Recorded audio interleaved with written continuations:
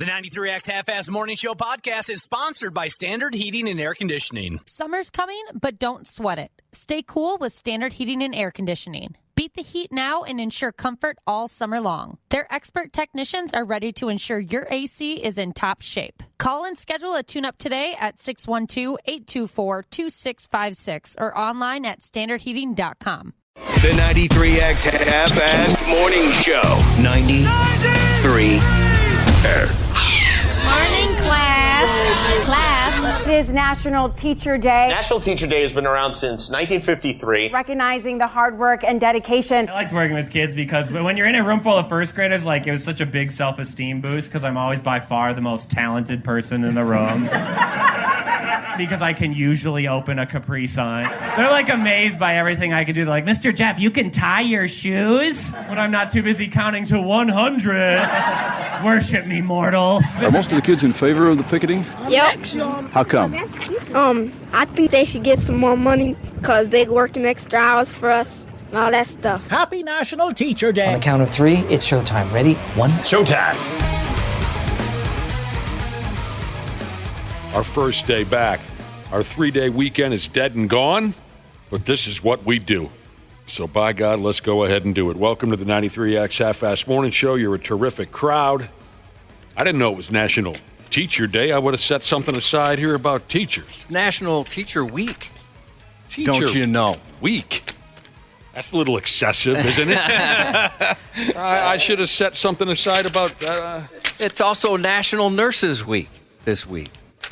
Yeah, National Teacher Appreciation Week, to be specific. I suppose maybe at some point today, maybe we can talk a little more about teachers. Well, Dana's marrying one. I am, yes. I dated a couple over the years. One of my best friends is a teacher. He enjoys it quite a bit. And we were just talking about teachers not too long ago. I was always so jealous that he could, if he wanted a day off, all he had to do was just get on basically a computer and type something in, and he was good to go. Nobody gave him any crap about it whatsoever. Don't have to explain yourself one bit. Nope, didn't have to say a word. You just call that subline, and then it's like an automated thing, and then you're good to go. Yeah, and it's got to be humbling in a way that, sure, your kids probably like you, and some might even come back and say, hey, thanks for changing my life, but also we all cheer when the substitute comes in. Because you know it's going to be an easy day. When you see all them roll that TV in there on that cart with the VCR, you're like, oh, babies, let's go. One of my best buddies is a teacher. And he shouldn't be. He really shouldn't be. But he keeps going year after year. A friend of mine, he hooked up with, he met a kindergarten teacher at a bar and ended up hooking up with her. And my God, she's wild. Some of the stories he tells, you just wouldn't expect that from the kindergarten teacher. Really? That's what makes it kind of fun, I think. I hear you. Yeah, you never know.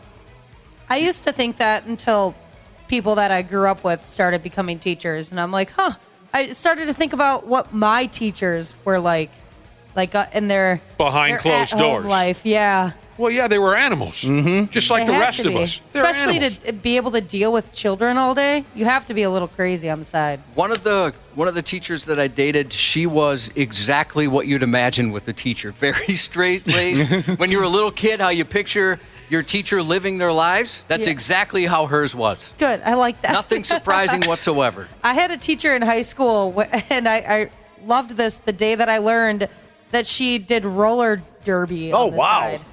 I thought, this is the coolest teacher I've ever had. She came in with her skates, and I had to ask, why do you have rollerblades? And that's exactly what she was looking for. I learned what hangovers were from a middle school teacher. 6th grade teacher, every Friday she'd come in and basically hey, we're going to watch a movie today. And she'd put her head down, and then one day we had to talk, we're always so tired on Fridays. She goes, 2-for-1s at the local bar. She shared that. Yep. I learned what the bottle flu was in elementary school from a teacher. One of the teachers was out, and the other teacher came in and said, yeah, your teacher has the bottle flu. So no one knew what was going on. You're sharing memories about how a teacher shaped your young life. Yeah. You remember all this time later. Yeah. They're just regular people with drinking problems just like us. And sexual fetishes and sexual issues just like us. Happy Teacher Week, everybody. Happy Teacher Week. What else is going on around here? I'm sure some of you were up late. Some of us were too. Watching the Timberwolves stomp on.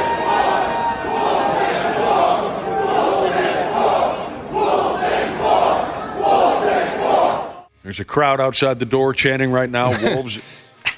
They just stomped a mud hole in the Denver Nuggets and then walked it dry. Yeah, they taught the Nuggets a thing or two last night about basketball. This is so fun. We're rolling now, huh, Cubby? Yeah, that was a fun game last night. Were you waving your foam finger around the house? You know, it's funny you say that. Over the weekend, I was thinking about coming in an entire, basically tracksuit Timberwolves hat, big sunglasses, foam finger, and everything, but I thought maybe that would be too much over the top. You guys would get too annoyed by something. Nah, I would have loved that. If Dana can just up and pick a favorite team out of nowhere, so can you. Well, at least mine's local. Right. And as a kid, I was a Timberwolves fan. It was a hell of a deal last night. We'll be talking up and down about the Wolves later on at 7:30 with Randy Shaver, but I mean, it was the first half was the best defensive effort I've ever seen in a basketball game. It was almost comical at times. We were talking about it off the air, where just you could see with some Denver, a few times, are you serious? Yeah. You guys are really going to be this aggressive on defense? Yeah. They were completely thrown. Yeah, they were. They 100% thrown, overwhelmed by what the Wolves brought to the table, especially in the first half. It was ferocious. Like I said, I'd never seen anything like it. Josh, to your point, they kind of seemed like the guys at the pickup game that were getting annoyed with the other guys for playing too hard at defense. Like, oh, come on, guy. Really? Come on. Knock it off. Dumb it down a little bit. I was telling Nick, it reminded me of playing basketball as a kid, where you're just standing over your little brother and challenging him to do something, and there's nothing he can do. Why do you keep hitting yourself? Yeah. Kind of a thing. So, I mean, we can go on and on about that a little bit later when Randy Shaver joins us. Also, we'll be talking Twins baseball with Dick Bremer around the same time, around 7:30. So, wow. So impressive, the first couple of games for the Wolves. Over the weekend, there was May the 4th, right? A Star Wars celebration. Mm-hmm. There was Cinco de Mayo. You people must be exhausted. Didn't really celebrate the Cinco de Mayo. No Cinco de Mayo, no May the 4th celebrations? No, I had chicken fajitas last night. What the hell does that have to do with anything? Well, Cinco de Seis? Yeah. Oh, I see what you're saying. I guess on Cinco de Mayo, I had a gyro, which is kind of like a taco. Yeah. I mean, just a little bit like a taco. I thought maybe that Wapple was smoking rock over there. And then you're like, wait, chicken fajitas is kind of Mexican. I'm talking about Mexico and Cinco de Mayo and Star Wars. A lot of folks are talking about the roast of Tom Brady. I'm guessing that one or two of you had to have masturbated to that program, right? I saw a lot of the highlights, and they were great. There was some good stuff on. It was pretty savage at times. Did you watch it, Cubby? No, I didn't watch it. Yesterday I was kind of looking to see the jokes people were talking about. Grabbed a whole bunch of clips for that. Mm-hmm. Let me see if I'll load some of these up. Well, I mean, I wouldn't be able to stomach such a thing. But I had a couple buddies text me about it, and I saw some things on the internet that everybody really enjoyed. The roast of Tom Brady. It was on Netflix, from what I understand.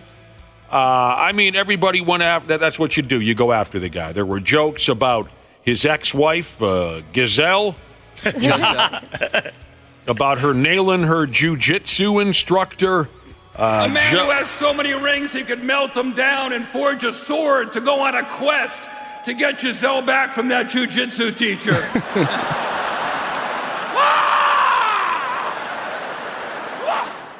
They had a hell of a crowd.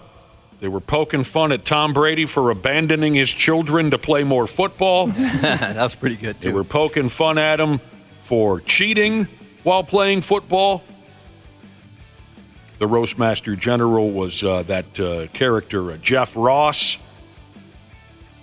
And I thought the Drew Bledsoe joke was pretty good. Yeah, I mean, he told a couple of great jokes. Buddy, you have more rings than I do, but I've experienced a couple things that you will never experience. The feeling of being the number 1 overall draft pick in the NFL and a 28th wedding anniversary. It was yesterday. Pretty brutal. Drew Bledsoe, man, he looks like he could still go out there and play a little bit. Yeah. He's looking good. I was impressed. One thing that Tom and I definitely have in common, though, is our love of the game of golf. And listen, not to brag, we're both pretty good players. My handicap is a 6.4, while Tom's handicap is blowing leads to the Super Bowl to my brother Eli. Eli. Yeah, I mean, a lot of noise was made about Jeff Ross made a joke about the Patriots owner, Robert Kraft, and the HJ he may or may not have gotten at a massage parlor years ago, So right? Tom became a Patriot, moved up to New England, and on the first day of training camp, that scrawny rookie famously walked into the owner, Robert Kraft's office and said, "I'm the best decision your organization has ever made."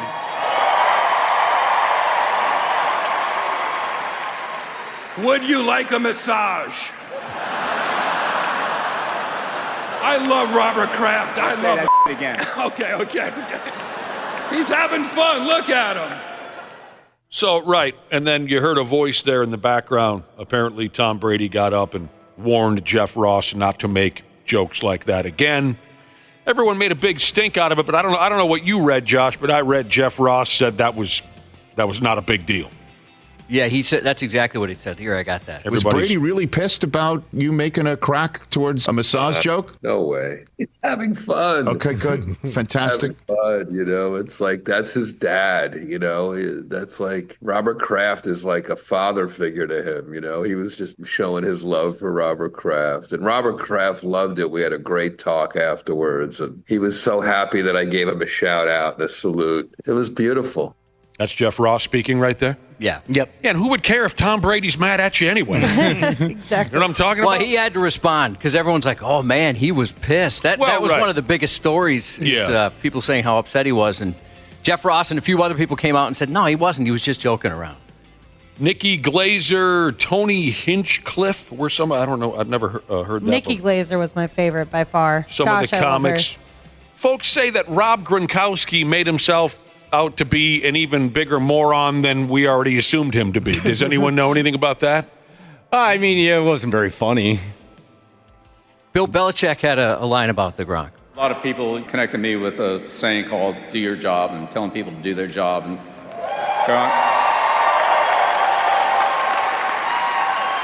Gronk, I've been watching you on Fox NFL Sunday, and I'm begging you, please, stop doing your job. Bill Belichick right there. And did Ben Affleck really come up to the stage and seem really angry about people making fun of or attacking Tom Brady on social media? I didn't watch it. I read about it, and that's what I saw too. So Dana, you watched it. You'll have to let us know. I saw, I missed the Affleck part. I didn't finish the whole thing, but I guess people are thinking he might have been on drugs or something. He seemed just a little out of it. What? Yes. I don't know. Does Affleck seem like the kind of guy that would show up to an event on drugs? Well, didn't he have a pretty big drinking problem? Yeah. I don't know about drugs. All right. Well, people were joking he's got a new face. I didn't really see there was much of a difference. What do you think, Dana? But I only saw pictures. Yeah, I just saw the pictures and the video. You just said that's right. You just said he didn't. No, I didn't see the Affleck part. I had cut out at that point. He might have had some plastic surgery, you think? Yeah, maybe. I don't know. I'd like to see that. Kim Kardashian got booed. That was another story. Oh, coming yeah, out. she did. Yeah, people roasted her. All right.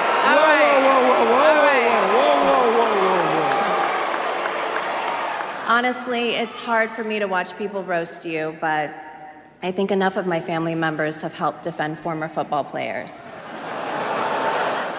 There was a few jokes in there so brutal, I decided I'm not going to grab them. Oh, man. Yeah. Some of that Aaron Hernandez stuff. Oh, yeah, my gosh. Ooh, boy. Mm-hmm. Oh, man.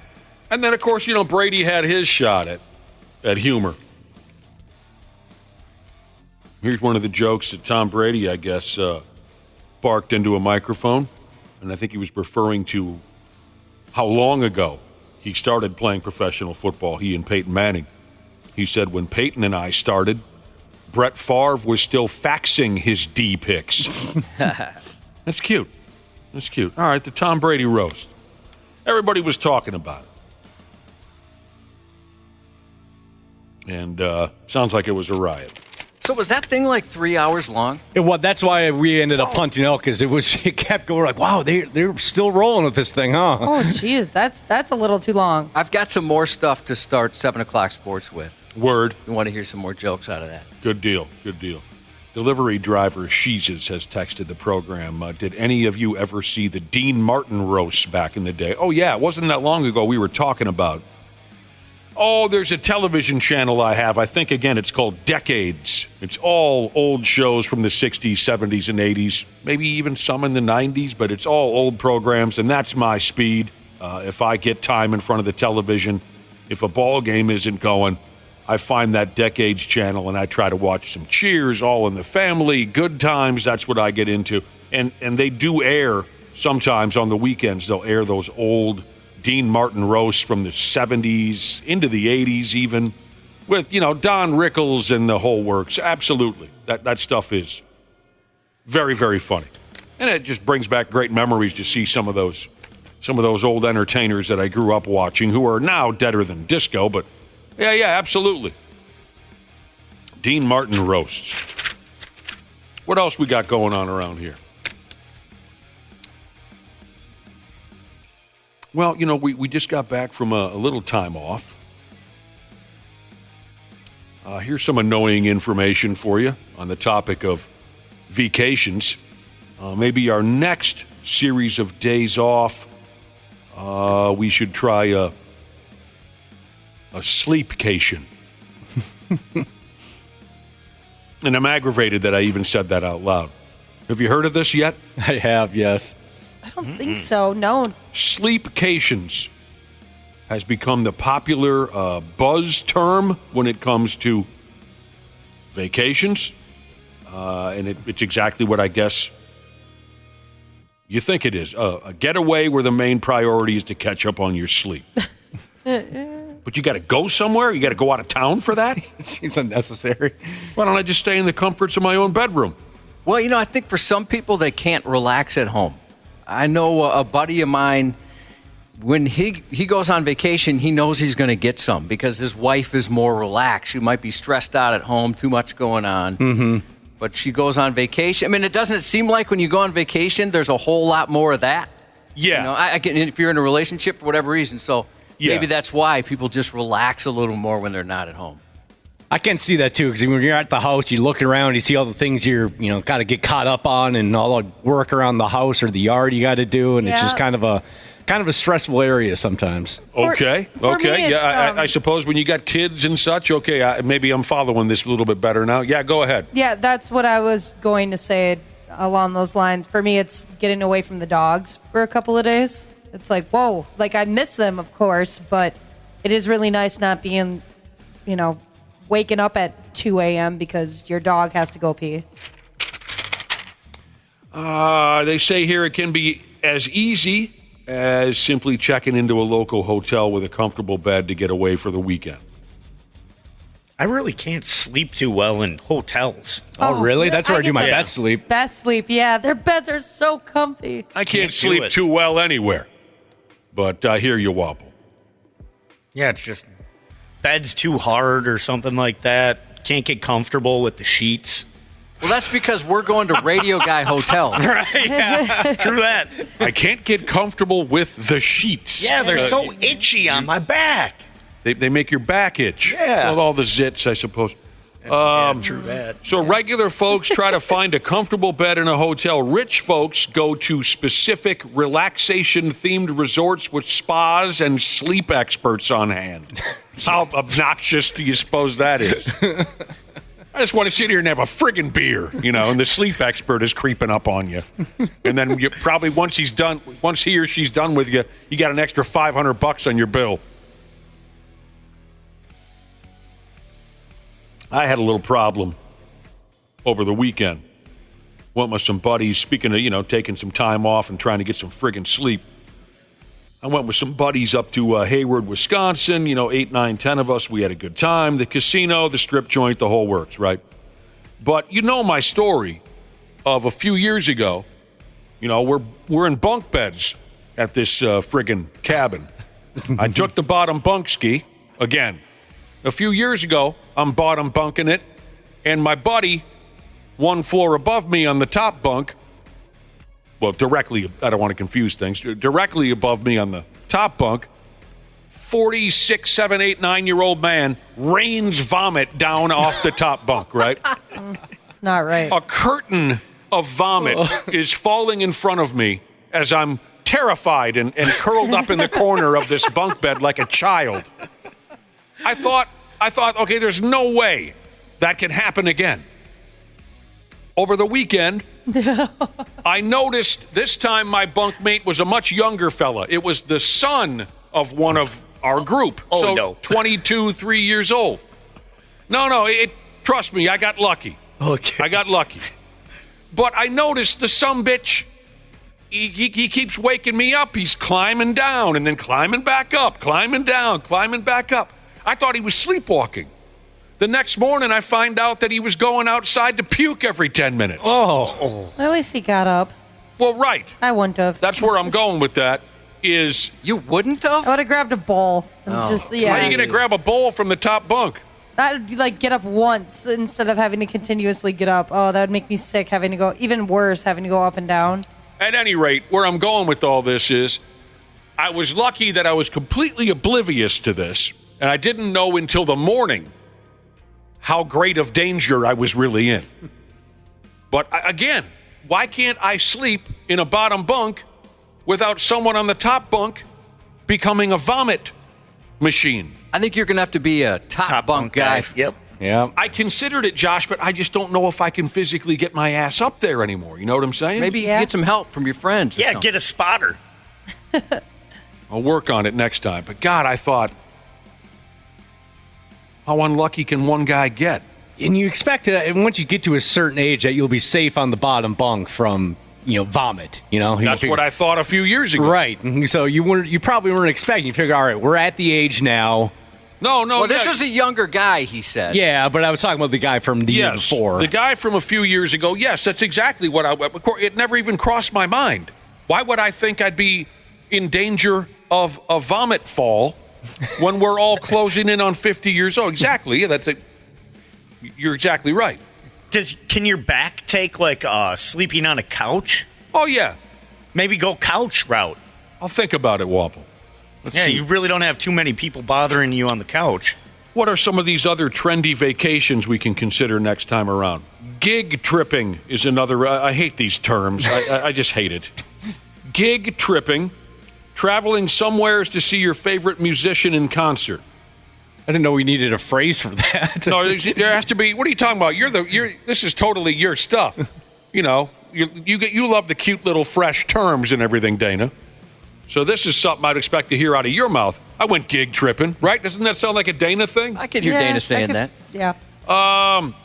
Okay, you went out of town to see your favorite musician, either because the tickets in your hometown are too expensive, or you just want to take a trip and mix a visit to Chicago with a Beck concert or something. Gig tripping, okay. I guess. Yeah, I've done that a few times, usually Chicago or Milwaukee. Gone off to see Megadeth, Dio, Iron Maiden, this and that, fine. Dupe travel. Okay, that one doesn't, the title isn't much of a giveaway. Let me see if I can get this straight. Like tricking someone into going on a vacation with you? Well, here's what it says. Wouldn't that be something? Psychotic. I duped you. Hey. We're on vacation. Oh, darn. Gotcha. I'm in Jamaica. Wobble ties us up and throws us in the back. You're going on vacation with me. So what do you mean? Like you sucker them into your garage to take a look? You take a, hey, come here. I'm having trouble with the fuel pump on my car. Come into the garage. Come in. Then you hit them over the head with a bat. You bring them on vacation. Yeah. And then they wake up in a foreign place. Duped ya. Here's what it says. Going to a cheaper destination that still has what you're looking for, like beaches, museums, restaurants, etc. Dupe Travel. So go to a similar place is not like necessarily the hot beach location. You go to somewhere else that has a beach that's maybe cheaper is what I'm thinking there. Okay. So instead of going to Matzalan, you go to Duluth. They've both got beaches. They both got hotels. It's a great trade-up. Hey, we're going to Paris, Texas. I ran into a buddy at a funeral a number of years ago. Hadn't seen him in a long, long time. And I said, hey, man, what's going on? And he goes, I got big news. And I said, what's that? He goes, I'm moving to Mazatlan. I said, what? He said, oh, no, I mean Brooklyn Park. He got me. Finally, on this list of trendy terms for travel, hush trips. Oh, I see. This is where someone who works remotely leaves for a trip without telling their boss. They still get their work done, but they're just in a different city/time zone. Got a lot of friends have been doing that lately. Mm-hmm. You do? Mm-hmm. They're always somewhere, and they're like, hey, my boss, as long as my work gets done, my boss doesn't care where I am or what I'm doing. Well, hopefully I think they care that they're working. Well, yeah, no, as long as they get their work done, as long as everything's done and taken care of, they don't mind if they do it here or in Mexico. And the boss has no idea that they're in Mexico? The boss just doesn't care, doesn't ask, and, doesn't matter. As long as the stuff gets done, they can go travel wherever they want. You could get a boss, though, that's like, boy, maybe we're not giving you enough to do if you got all this time. That is the risk you run for sure. There you effing go. Hey, real quick before we take a little break, Ski. We just announced the 93X family reunion. Didn't we? We Yes. did, yes. Yes. Yeah, we Did that yesterday. Yeah, we recorded a whole thing. You were there for it. Your voice was on it. We just announced the 93X family reunion with Godsmack, Nothing More, Wage War, and Sleep Theory, plus another special guest to be announced. That's sweet. I love Nothing More. They're one of my top 3 favorite bands. I got a sure. buddy that feels the same way. He's borderline obsessed. I'm concerned. Yeah. That Johnny, boy, is he great at singing, and he is sexy. It's always good when a singer's good at singing. Mm-hmm. Yeah.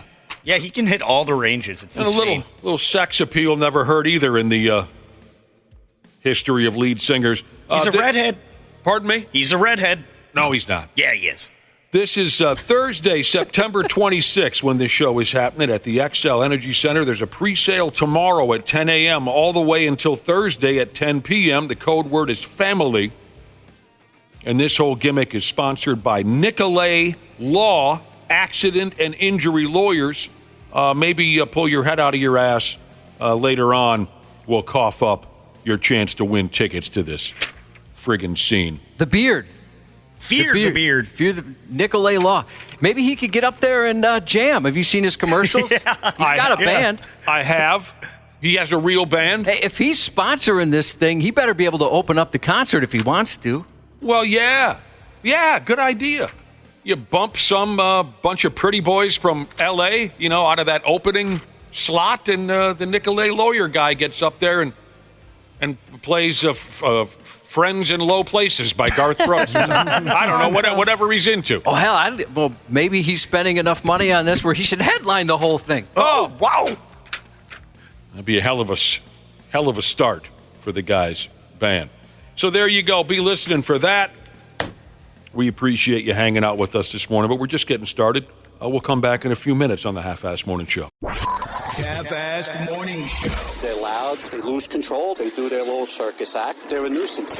93X. Our technicians are geared up and ready to make sure your system is running reliably this summer. Regular maintenance from Standard Heating helps prevent costlier breakdowns in the future, and we know they always happen at the worst times. Summer's coming, but don't sweat it. Stay cool with Standard Heating and Air Conditioning. Beat the heat now and ensure comfort all summer long. Their expert technicians are ready to ensure your AC is in top shape. Call and schedule a tune-up today at 612-824-2656 or online at standardheating.com. What companies would you want to work for? Just Capital is a nonprofit that tracks which companies are a force for good. Companies like Bank of America, which just earned the prestigious Just Capital 2024 seal. Bank of America is ranked #1 in the banking industry and #1 for their ongoing commitment to workers, offering best-in-class benefits, including a minimum wage of $25 an hour by 2025. Visit justcapital.com to learn how a just business is a better business. Furnished by Just Capital. Stupid news on the Half-Assed Morning Show.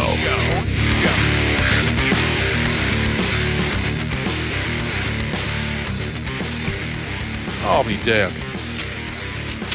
Sometimes I just I can't get enough. I can't get enough of that Gatorade. It is good stuff. It is. I go through a couple of those. I'll tell you right now. People in Duluth, they're different. Different's the word that comes to mind. I don't trust a one of them. Here's a guy up there in the Windy City, Duluth, got arrested last month because he spray painted the word plunger on multiple buildings in town. Plunger, I guess that's his tag name or whatever the term is. Superhero name. I'm the Plunger. I guess that's what it is. That's his little tag name. Outside of a plumber, I think I can work a plunger better than almost anybody. It's one of the very few talents I have. I suck at it. Do you really? Yeah, I don't really got the special trick people have. People try and fail. They bring me in. I know who can unclog this giant disaster. People like put you through challenges, jam as much stuff down there and try to flush as possible. Pretty much. Bring in the closer. Stump the plunger. Good for you, Josh. I also think I am quite skilled with that particular tool. What are we doing now? We're talking about Duluth and the guy with the plunger and the graffiti. Right. Dude goes by the name of Mason Manceau.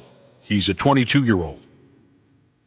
He has allegedly tagged hundreds of buildings in Duluth since this past February. He was arrested April 9th after police got a call reporting a plunger tag at a joint called Dub Lynn Brew Pub.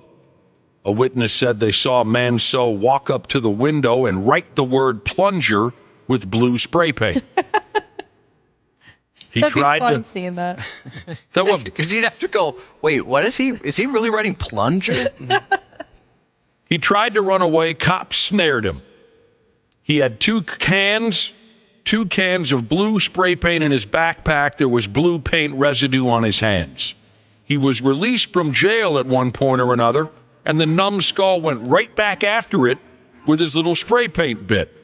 The day after he got out of jail, cops found 6 more spots in the downtown Duluth area with the word plunger written in blue spray paint. This effing guy's a genius. He tagged a joint called the Technology Village parking ramp. He tagged the Duluth Transit Center. So they had to put this effing clown back in jail.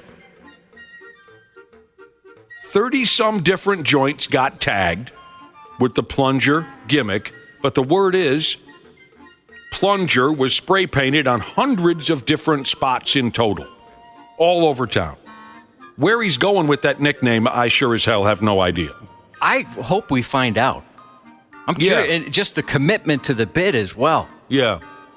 How do you get the nickname plunger? Something about turds? Something about... Is it a statement? Is it the name of his band?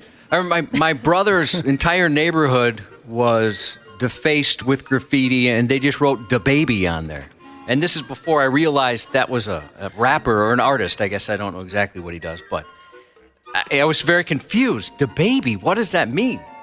What are we supposed to figure out here? Right. So they were just spray painting the name of their favorite singer. I guess so, yeah.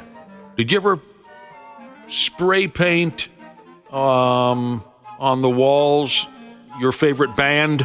Yeah, we buddy of mine's parents were like, whatever you wanted to do to your room, they were totally cool with it. So he, over the years, did different things, but we did get to spray paint a bunch of stuff. Van Halen logo in his room. In his room, yeah. Oh. But you didn't like walk by a bare wall in your neighborhood and write Motley Crue or anything. No, nothing like that. We used to like to do the Twisted Sister logo because it looked cool and it was very easy. That is cool. Well, I mean, we loved Twisted Sister, but that is a cool logo. Yeah. We do the Stussy logo. Oh, sure. I remember that everybody drew that in high school or middle school. I can't remember. It was a brand of clothing? Yeah. So you were expressing your favorite brand of clothing. It was just easy to do, and it was like, it looked all graffiti, so you felt badass doing it. Yeah, just the logo was easy. People used to draw that on their books all the Yeah, it was time. like, just make 6 lines, and then, some over, and then tap it with a roof. I remember when everybody was wearing hats and T-shirts that said Stussy. Right, absolutely. This dude here, the Plunger dude, could be looking at 5 years in prison for this meaningless nonsense that he's up to. But again, I mean, I don't know what's wrong with the guy. He goes to jail. They know he's the guy, the blue spray paint, the plunger, the whole bit. The next day, he goes right back after it with the same blue spray paint and the same friggin' gimmick. So, I mean, maybe he just doesn't care. 2 sets of twins, Jesus thinks that brown paint would have been more appropriate. I agree. Oh, yeah. I totally agree. Yeah. We got to find out what's behind the nickname. Maybe he's an ex-plumber, right? Comes from a plumbing family. Or maybe he's an electrician and he's trying to get the trail turned to a plunger. Oh, so this is a trade You mean Yeah. a plumber? Yeah. To a plumber. That's probably it, Wapple. That's brilliant. Diabolical, I think is what I'd call that. Well, I'm going to get these plumbers. A relatively local guy. Maybe we can get him on the air one of these days. Take that back. Maybe he can email us and tell us what's going on. It's his one phone call for the day is the 93X Half-Fast Morning Show. Let me see if Josh's mom's master, Jesus, says it's probably his nickname for his penis. Maybe it is, the Plunger. Yeah, something backdoor or turd related, yeah.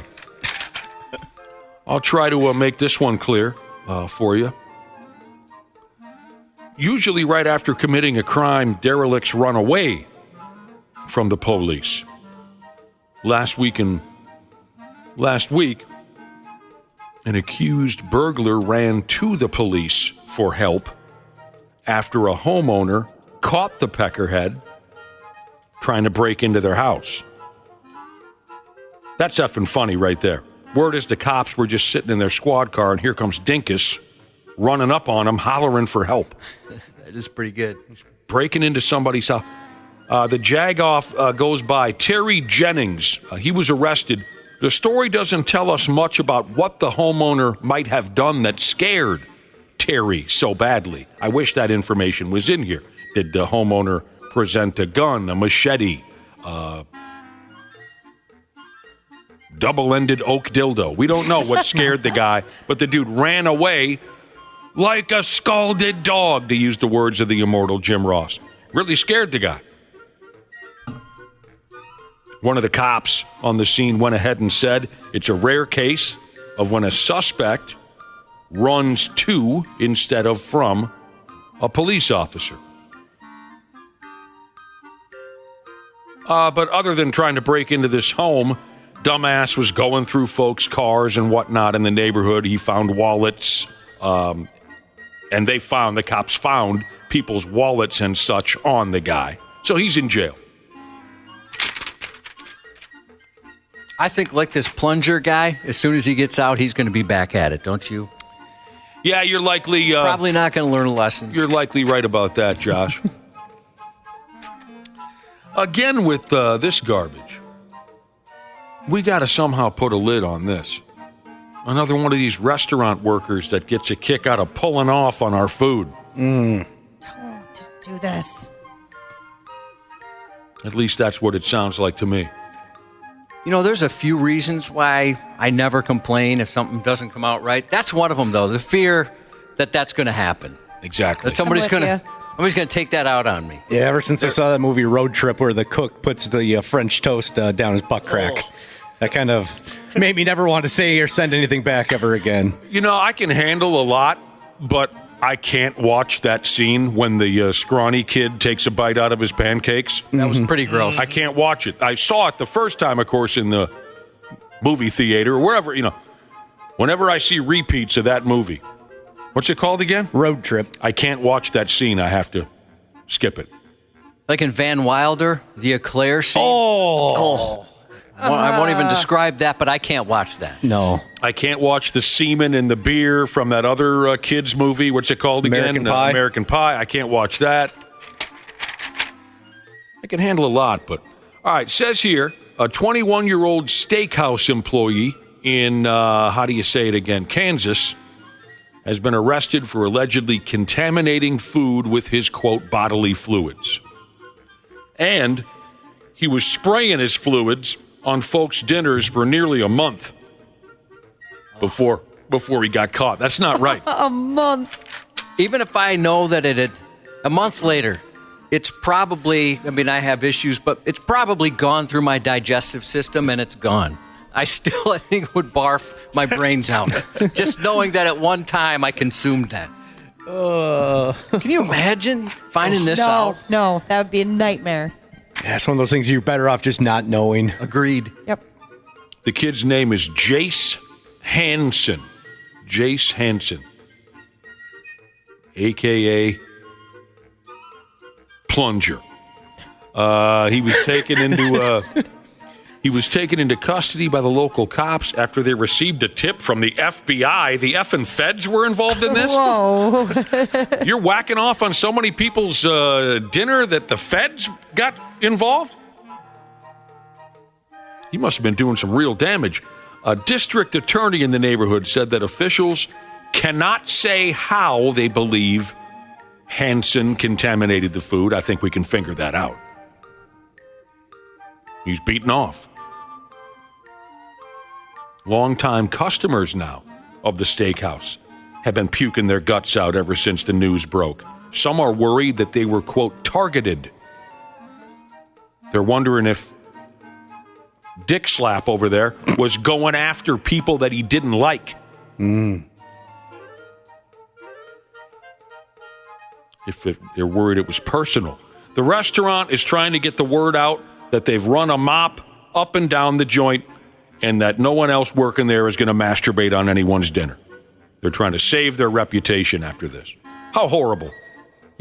Sometimes I feel for business owners because, plenty of them are trying to do the right thing and, live the American dream, and then you got to deal with things like this. Right.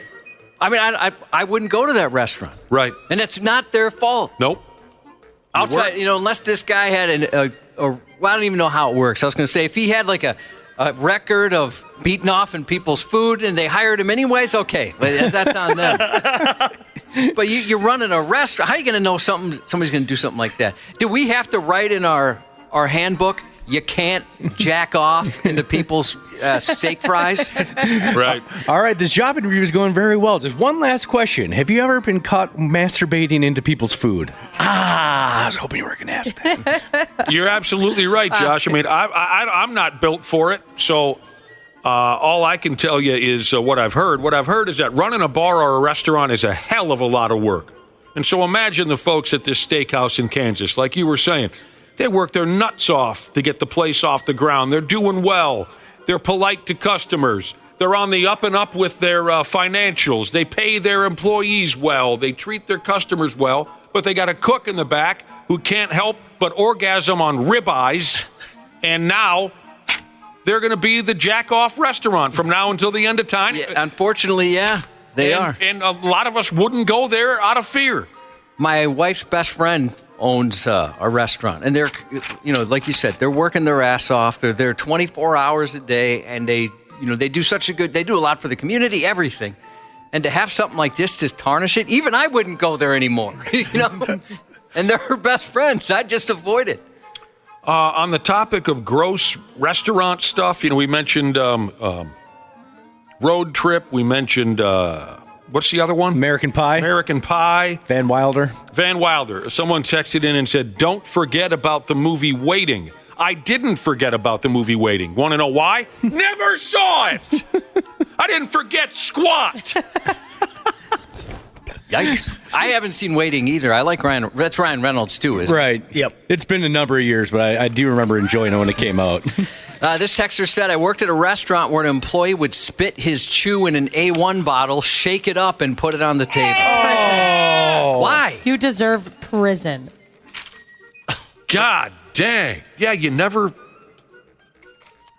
It makes you never want to go out to eat again. But I always will, because what am I going to do, cook? Yeah. I'm going to hit Subway on the way home. I've worked at plenty of restaurants, if this makes you guys feel better, and I've never seen anything like that happen. So, fair enough. There's some places out there that are safe, I think. And you've worked at some shady places, too. Yeah, you know me. There's plenty of places out there who are 100% on the up and up. But like Josh was saying, all it takes is one sick sumbitch to ruin it all, because he can't keep his damn D in his pants. It's a damn shame. Now, I'll still roll the dice. I'll roll the dice. Well, of course, of course. I'm going to say the majority of restaurants that doesn't happen. Right.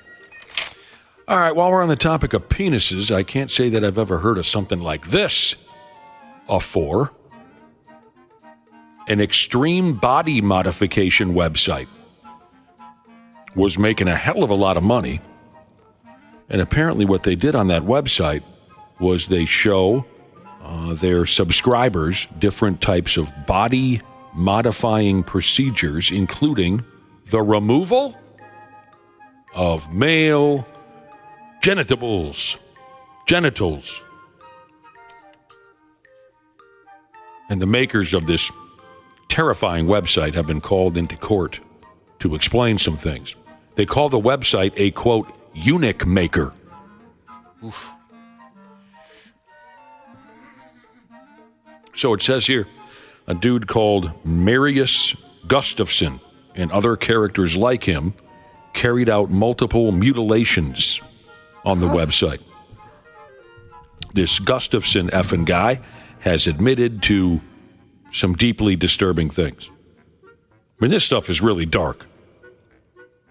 Says here, Gustafson had been involved in numerous extreme procedures where he and folks like him record operations and then toss them up on their website where they have a pay-per-view setup going, or they used to have a pay-per-view setup going. This was happening between the years 2017 and 2021. They'll cut your pecker off for you. Like a damn ring baloney. I can't imagine being in that. I mean, I hate mine. I hate it. But I would never want to cut it off. We have an agreement. I know that you hate your penis. You always have and you always will. But no, you'd never cut it off. No.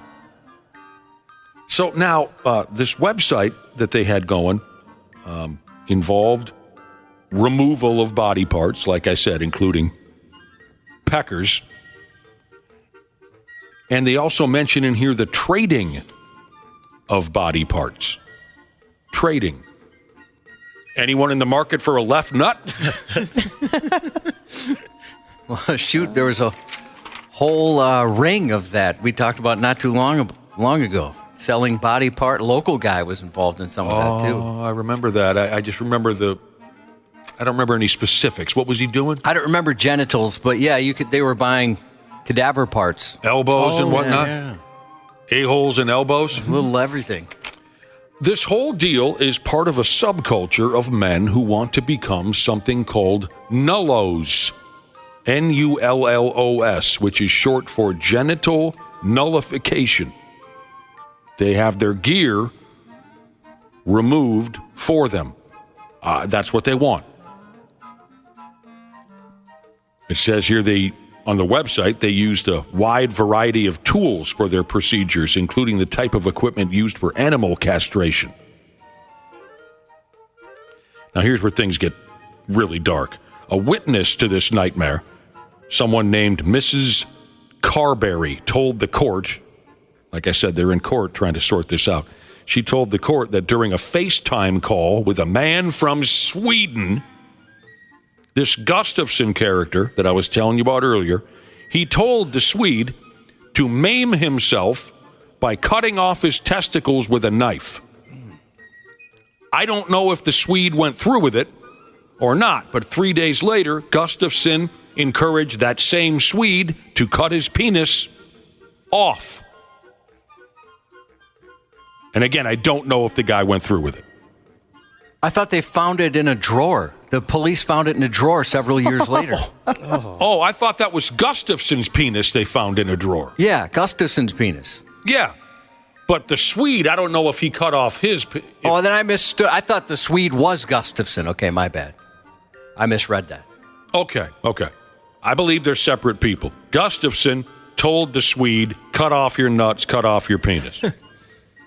Now, when the cops got involved in this is the way I understand it, they found Gustafson's penis, yes, in a drawer in his house, amputated, and it had been there for 4 years.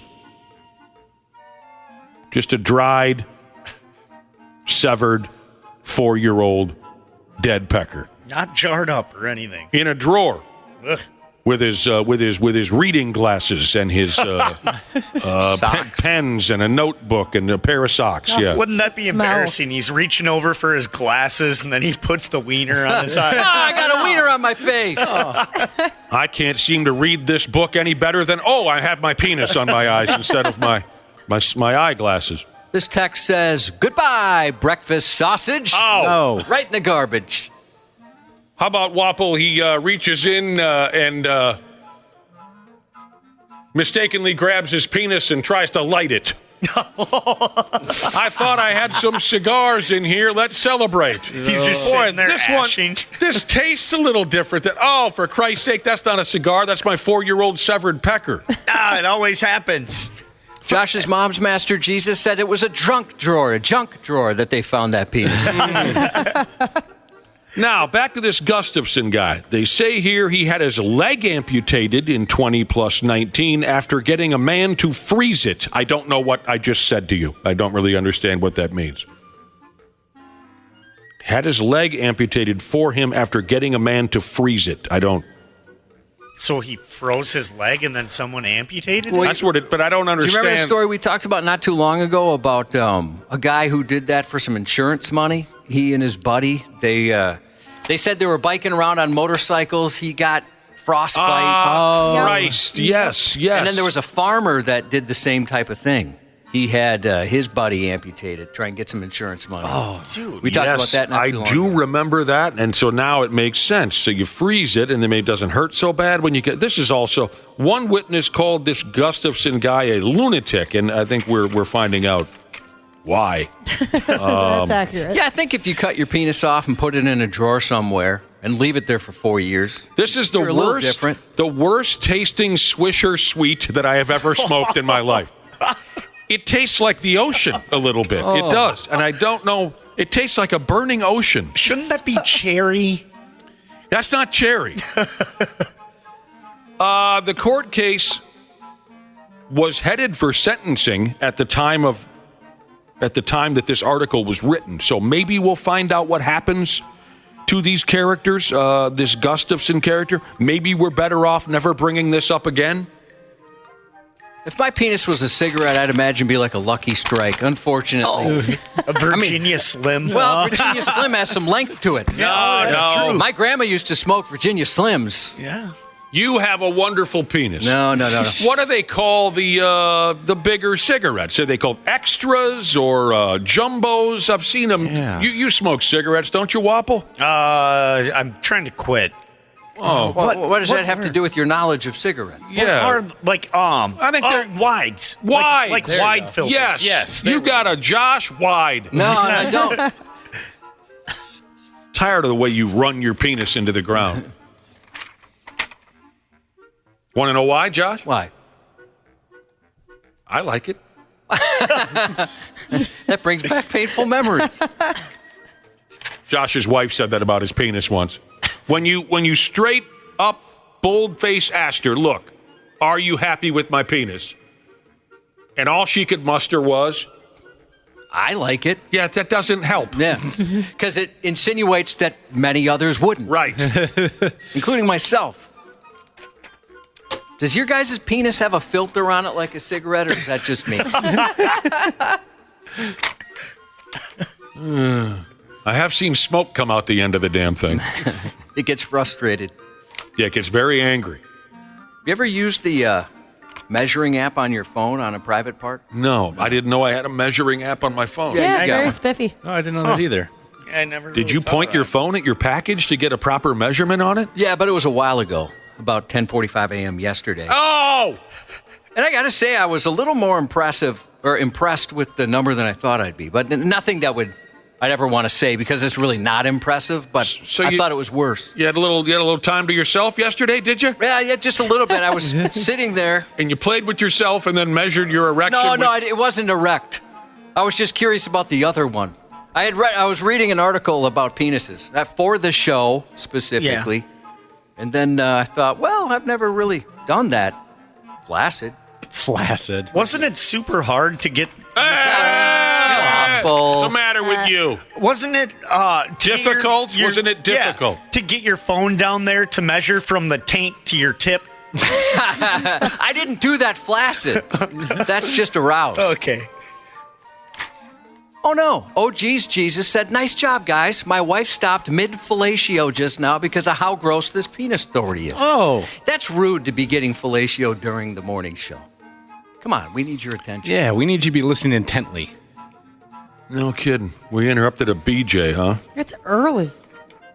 It's too early for that. Yeah, it's way too early. You should be ashamed of yourself. I don't get involved in anything like that during this time of day. I mean, of course, here I am.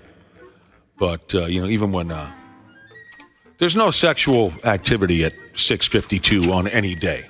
Any day. What are you, crazy or something? All right. Do we have time for one more? Oh, yeah, this would be a quick one, right? Should I do just the final quick one? Yeah. Final quick one. I'll save the other one. This is great. A dude in New York drove his damn car down a boat launch and into the drink because he was following his GPS. How does this happen? This is about 2 a.m. last week sometime. So I don't know if he had any Steve Weisers in him. It doesn't say anything about drunk driving. Right down the boat launch. Right past some, nighttime fishermen. Into the drink because he was just staring at a G to the damn PS. God, that sucks that there's people watching. Yep. Yeah. Guys were tying up lines. And there he goes. Isn't there always people watching at a boat launch? Yeah. It seems like it. It seems like people are just out there in lawn chairs for the show sometimes. That's one of those things where I might just quickly drink a bottle of vodka and say I was drunk. Yeah. Less embarrassing. 26-year-old kid, Jake is his name. He told the cops when he was driving, his GPS told him to make a right. So he did. And he failed to see the boat launch, and he drove into the lake. Oh, it sucks. Wasn't that Michael Scott that drove in the office? Yeah. Yeah, I can understand what happened to somebody, a fictional character like Michael Scott. I can't believe it happens to a real person in real life. I thought that was a documentary. They shot it like one. Hell of a deal. Absolutely. What a hell of a deal. Sports on the 93X Half-Assed Morning Show. I'm a Luis Arraga. I play for the Miami Marlins, so thanks too much. Oh, what a question, yeah. I just enjoy my life. Baseball is hard, so I just got to enjoy my life, enjoy my game, and support my teammates, Yeah. Ooh. Oh, yes, thanks too much. I look good in TV, yes, thanks. Hey, did you hear, Josh, that Luis Arraez got traded from the Miami Marlin to the San Diego Padre? The same day he did that phony interview. Earlier on that day, he interviewed himself. That was pretty funny. It goes on a lot longer than that, by the way. I would like to, how should I say this? I'd like to adopt that process here on this program. Take that same bit? Yeah, I mean... Interview yourself? We don't really enjoy interviewing people very much around here, so if a guest wants to come on, they should have to come on and interview themselves. That'd be great. I love that. Excellent question. Yeah, thank you. Yes, thank you for asking. Oh, you tell me that I look good. Thank you for telling me that I look good. Luis Arraez is a funny guy. Twins won yesterday, 13 out of 14 now. The losing streak ended a couple days ago. We'll talk Twins baseball with Dick Bremer coming up in about a half hour. Timberwolves are the top story I mean, just insane last night. Absolutely insane. This is a great series. Even if they weren't up 2-0, this is a really interesting series. You've got the head coach from Denver just busting a spring. You got Jamal Murray making a fool of himself. You got Anthony Edwards making a fool of the Nuggets. And the entire Wolves team, the defense they played was just hellacious, insane, never seen anything like it in my life of being a basketball fan. This is a riot right now. But they are up 2-0 coming home. I'm with you, dude. I haven't seen that in my life of 6 games and as a basketball fan. I can't wait to talk to Randy Shaver about it here in about a half hour or so. I think that's about all we can cover right now. Dick Bremer going to join us in a half hour. We'll get to the Twins. We'll get to the Wolves. Josh's News is coming up next. Half-assed morning show. They're loud. They lose control. They do their little circus act. They're a nuisance. 93X. Our technicians are geared up and ready to make sure your system is running reliably this summer. Regular maintenance from Standard Heating helps prevent costlier breakdowns in the future, and we know they always happen at the worst times. Summer's coming, but don't sweat it. Stay cool with Standard Heating and Air Conditioning. Beat the heat now and ensure comfort all summer long. Their expert technicians are ready to ensure your AC is in top shape. Call and schedule a tune-up today at 612-824-2656 or online at standardheating.com. The Bigger Pockets portfolio of podcasts are worthy of your investment. We're having a real conversation as real estate investors. New episodes available every day. It's important to buy where it makes money and not necessarily where you want to travel to. Bigger Pockets, On the Market, Rookie Real Estate, or Money Podcast. The purpose of flipping is to create more cash so then you can reinvest into other types of properties. The Bigger Pockets Podcast, on YouTube or wherever you listen. Half-assed morning show. 93X. He was just a beautiful soul. He's the type you want to hug and just care about and love on. He's a firefighter. He carried that everywhere with him. For him to be saving lives, to lose his life like that, that is tough. Brother did not deserve that. We're going to get through it. I don't know how, but we will. Well, some terribly sad news as members of the fire departments in Eagan and Eden Prairie are mourning the loss of one of their own. He was fatally shot over the weekend in South Minneapolis. The Eagan Fire Department said Joseph C. Johns died in a shootout which broke out about 12:40 a.m. Sunday behind that is the former Whiskey Junction Bar on the 900 block of Cedar Avenue South. Our hearts are both with Joseph's family and our fire family, a posting on the department's Facebook page said. Police said they believe the gunfire exchange started after someone fired shots across 9th Street at people gathered in the parking lot. Johns began his volunteer firefighting career in Eden Prairie as a duty crew member in September of 2015. The city released a statement that read in part, "He was a valued and important member of the EPFD family and will be greatly missed by all who knew him." It's very important to all of us that everybody knows who Joseph was and how he lived his life and what an impact he made during his lifetime. He was also a firefighter and EMT with the Eagan Fire Department since January of 2020. Kind, caring, positive, charismatic, and service above self-oriented. We lost a great individual and a great human being today. He is that big teddy bear. He is so friendly, so happy, so welcoming. Police say a second man was injured in the shooting, but was expected to survive. So we're talking just caught in the crossfire of some maniac? Sounds that way. Or for Christ's sake. A couple groups of maniacs, maybe. Police say that right now they haven't released too much more information. I don't know that there's been any arrests, but our condolences to those departments, Joseph's family as well, of course. And I heard from a paramedic who knew him, and this guy was universally beloved. And if you watch any of the news coverage or read some of the quotes, you can tell how loved he was. Big heart. A lot of people talked about a smile. Very sad, senseless, to say the least. Mm-hmm.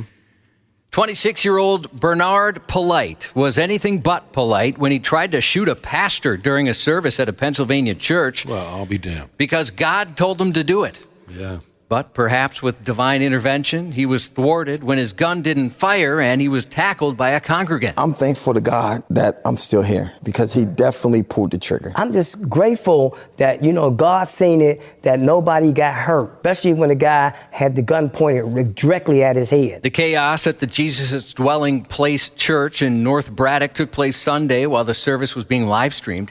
Polite entered the church just after 1 p.m. and walked toward the front while the Reverend Glenn Germany was given a sermon. The pastor said Polite smiled at him. They made eye contact just before the 26-year-old pointed the gun at him as the pastor ducked out of the way. A male churchgoer ended up tackling the gunman. And God had you. You can see the video on 93x.com. Germany and the congregant then worked together to wrestle the gun away from Polite, who was soon subdued and held until troopers arrived. They had a male come in and confront the pastor with a firearm. Patrons currently have the male held down and the firearm away from him. Polite said God told him to do it, and he planned to shoot Germany and wait to be arrested so he could go to jail and clear his mind. Sadly, the body of a shooting victim was found after the church incident at Polite's home. Police found a man fatally shot. Officials later identified him as a 56-year-old relative. Jesus Christ. The president of a homeowners association was taken to jail last month for approaching 3 kids fishing in his neighborhood and pulling a gun. Palm Bay, Florida police responded April 14th after the children reported a man, later identified as 56-year-old Kyle Tate, approached them with a gun, telling them to get off his property. That's some hardcore DNR stuff right there, man. Officers said the children were fishing on the south side of the lake, which belongs to the HOA and is not Tate's property, as he said. Then he took their fishing reels and rods, tackle boxes and nets, and threw them into the woods maliciously, quote unquote, damaging the fishing equipment, officials said. He then took one of the kids' phones, which was never found. The mother of 2 of the children said her kids have gone fishing there before without any issues. It was startling. He's still super shaken up, knowing on a daily basis, we have to drive by where this man lives. This man truly hurt not only my kids' love for fishing, now he's afraid to do it. The kids were only 7, 10, and 15. Oof. A California school district fired its superintendent who had made the news following allegations she punished students who didn't clap for her daughter at a sports banquet. Jeez. This lady.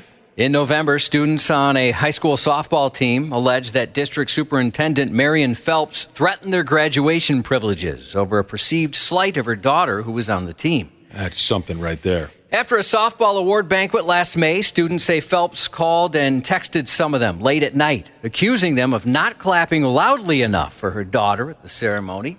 Phelps then threatened to revoke their graduation privileges if they didn't apologize. There was just so much evidence from the start to show that this person should not be in this position of power. The softball coach said at a school board meeting last year he alerted the board to Phelps' abuse of power, and she threatened his livelihood as a result. Because I had exposed these abuses in emails to board members, she then falsely accused me of verbally attacking a member of the board in the parking lot, using this as justification to have me fired from coaching softball, said the coach. The school board president terminated Phelps' contract last week. The board has lost all confidence and trust in Dr. Phelps' ability to continue to serve as superintendent. Doctor of what? Doctor of Thugonomics. A lawsuit was also filed in San Diego County in connection with the matter. Get a grip, lady. Yeah. We talked about this story a while ago, and some of the parents were upset that it took this long to investigate, but I guess she had a pretty big job there, so maybe they wanted to do it right. Think how embarrassed that kid must be. Oh, well, who knows? Yeah, I remember us talking about that last time. Uh-huh. Yeah, who knows? Maybe the kid's just also so far gone that, it's like, yeah, they should have been clapping for me. You're right, Mom. Yeah, it could be. I sure hope that's not the case. Mm-hmm. But either way, that kid's doomed.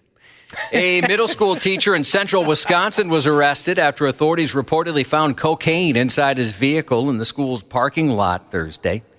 According to releases from the Wausau Police Department and Wausau School District, a school resource officer got information May 2nd about a teacher possibly having cocaine in his vehicle. The SRO then found the vehicle, allegedly belonging to 23-year-old Navon Larson, in the school parking lot and requested a canine to search it. After a positive alert, the teacher's car was searched. Officers reportedly found a gram of a substance which tested positive for cocaine. As a result of the investigation, he was arrested. He's been placed on a leave of absence pending the outcome of an investigation. You guys think cocaine was pretty widespread amongst the staff at your high school? No, I don't believe so. No, I think a lot of our teachers were pretty blown out on coke. Well, I suppose, like in Wayzata, they could afford it. Yep. Maybe that was the difference. Yep. More trouble for teachers in Wisconsin. An engaged elementary school teacher in Hudson is accused of having an inappropriate relationship with one of her students. Oh, no. After letters in her backpack revealed she told an 11-year-old student, "I love you more than anyone in the world," which I'm sure her fiancé appreciated. Weirdo. The 24-year-old St. Paul woman was arrested Wednesday after screenshots of multiple text conversations between the victim and the teacher were discovered by the victim's mother. In the messages, they talk about their encounters, which allegedly occurred inside the classroom during lunch or even after school. The victim later told police he and the teacher would write each other notes throughout the day. Many of the letters talked about the two kissing. In one, the teacher allegedly wrote, "One of my cousins is in the 5th grade, and I can't imagine a man talking to her how we talk. I know we have a special relationship, and I do love you more than anyone in the world, but I have to be the adult here and stop." It started when they found the boy talking to his teacher on the phone after school. Curious and concerned, they took his phone and discovered months of text messages between them. One conversation where the victim says, "Haha, bro, I just want to make out with you." His teacher responding, "I do too," like all of the time. The all the time, by the way, had multiple L's. All the time she wanted to make out with him. Charging documents reportedly said her notes went even further. Police summed them up, saying, quote, "In her notes, she tells him that she loves him, wants to kiss him, he turns her on, and that she's obsessed with him." God dang. I know. Yeah. And this kid is 11? 11. And she really has a fiance? Yep. Lord have mercy. I bet he's done dating. Pack it in. He's done dating women. Yeah, you'd like to think, as an adult, you probably would be more appealing to another adult than an 11-year-old would be, but my goodness. A judge ordered her to have absolutely no contact with the alleged victim or anyone under the age of 18. F me running. Classes at the Firelands local school district in Ohio were disrupted last week due to a person entering campus dressed as Bigfoot. Video of Bigfoot was posted on Facebook showing the costume Sasquatch running past classroom windows. According to the superintendent, the person in costume parked in one of the district's lots, crossed the campus, and caused the district to enter into lockdown.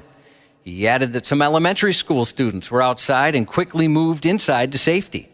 Police say the person in the Bigfoot costume never gained entry into any school building, and they later learned that person was a parent taking part in a prank. The parent was pulled over as part of a traffic stop. No word if they'll face any trouble. In another unusual sight outside of school, a father spotted a monkey while picking up his daughter from her high school. I saw like this animal I thought was a cat or like a dog or something like that. And then when I get closer, I realized it was a monkey. I'm not used to see monkeys in Florida, you know. The only thing I see around is gators. The monkey was spotted near the Florida school a little over a week ago. According to the Florida Fish and Wildlife Conservation Commission, monkeys fall under Class 2 wildlife, meaning they are considered a potential threat to human safety. Well, yeah, they'll tear an eyelid off of you. We've heard stories. Mm-hmm. A 34-year-old St. Paul man with a history of felony convictions is now charged with robbing a man using a chainsaw. Police were called Wednesday and spoke with a victim who said a coworker told him a man stole something from his truck. Oh, come on, Josh. What can a chainsaw do? Oh, that'll make your ass raw. I forgot about that. It has the potential. I forgot about that. The victim noticed his phone was gone and spotted a man who matched the description his coworker had given him. The complaint states the victim went up to the man and asked for his stuff back. But the man charged the victim and hit him several times before grabbing a running battery-charged chainsaw and hit the victim with it. The victim's coworkers were able to get the man off the victim, but he ran from the scene. The next day, officers stopped him after they spotted him wearing the same clothes from the day before. Uh-oh, that'd be my problem, too. and a search uncovered the victim's phone. The chainsaw-wielding felon is due in court later this month. A 24-year-old Florida woman was arrested after police say she broke into a neighbor's home last week while naked. Police were called May 1st for reports of a burglary in process. Arriving officers were met with a homeowner who said they heard someone knocking on their front door, but when they asked who was there, they received no answer. The victim then heard someone knock on their back sliding glass door, but again, the person on the other side did not respond to the homeowner's inquiry. Police said the suspect, later identified as Haley Blunt, broke a window near the front door and entered the residence completely nude. Officers approached the front door and saw her naked and bleeding from injuries she sustained while breaking the window and entering the residence. She had a rough night. During the investigation, investigators learned Blunt lived nearby and left her 2 young children home alone during her burglary. Just wanted to get naked and get into the neighbor's house. She's different. Yeah. Was there a mugshot by chance, Josh? There was. Was this somebody you would want to see coming into your house naked? Well, see, here's the thing. At first you might think, my prayers have been answered, but when you add nudity to any crime, to me, there's a level of fear you should have. Yeah, it makes it way scarier. But if you were just looking at her and said, do you want to see this girl naked? It doesn't matter what she looks like. The answer is yes. But yeah, she's not bad looking. Josh is saying he's seen worse. I have. I've done worse. The mystery of a stolen forklift came to a bizarre conclusion Sunday night after a short foot chase. Police in California spotted the forklift traveling down a main thoroughfare with one man allegedly at the controls drinking a bottle of wine, another man along for the ride. The men attempted to flee on foot when officers interrupted their joyride. Both were apprehended with the help of additional officers and some locals in the area who stepped in to help. However, they forgot to put the forklift in park before fleeing, and it backed into a business's fence, smashing it to the ground. One of the men is facing charges of possession of a stolen vehicle, resisting arrest, and DUI. That second man is facing charges related to the stolen vehicle and resisting arrest. They were going tandem on a forklift. Yeah, drinking wine. I wouldn't expect something like that. Sounds awesome. I never tried that. I never tried to go tandem. Tonight on the CW, the series premiere of Police 24/7, a reality show following law enforcement agencies in 8 cities across the country. Alexander Ludwig, Bjorn Ironside, Ragnar's oldest son on Vikings, who you may also know from The Hunger Games or Race to Witch Mountain, is 32. Is that Ragnar's older son? Yes. Okay. He's awesome. He's great. I don't get it. I just get a kick out of that. Oh, yeah. He's wouldn't you say, Wap? I got a kick out of when you said he's awesome. Yeah, he's badass. I like how excited you get about stuff like that. If Ragnar's already cool, and then his son, Bjorn, way cooler. Yeah, he was one of my favorite characters. Bjorn's cooler than Ragnar. Yeah, Bjorn. Porn star who went mainstream, Tracy Lords, 56 today. Boy. And that's 93X News. All-time great broadcaster and Minnesota Twins Ambassador Dick Bremer. That's a heck of a call right there. Oh, my goodness gracious. There it goes! On the Half-Ass Morning Show. Timberwolves have gone up 2-0 in this series on the road against the defending champion Denver Nuggets. I don't know that a lot of people had that on their cards coming into the series. We've had some really, really good defensive efforts this year, but that has to be right up there with the best of them. On the ball, off the ball, the physicality, execution of the game plan, doing it over and over and over and over again requires like a physical and a mental toughness. They had that really locked in on defense. We want to sweep, but this is a really good team, and they're not just going to roll over. They're a team who's obviously won the championship, so they know what it takes to be up and down. So Game 3 is going to be really important for us.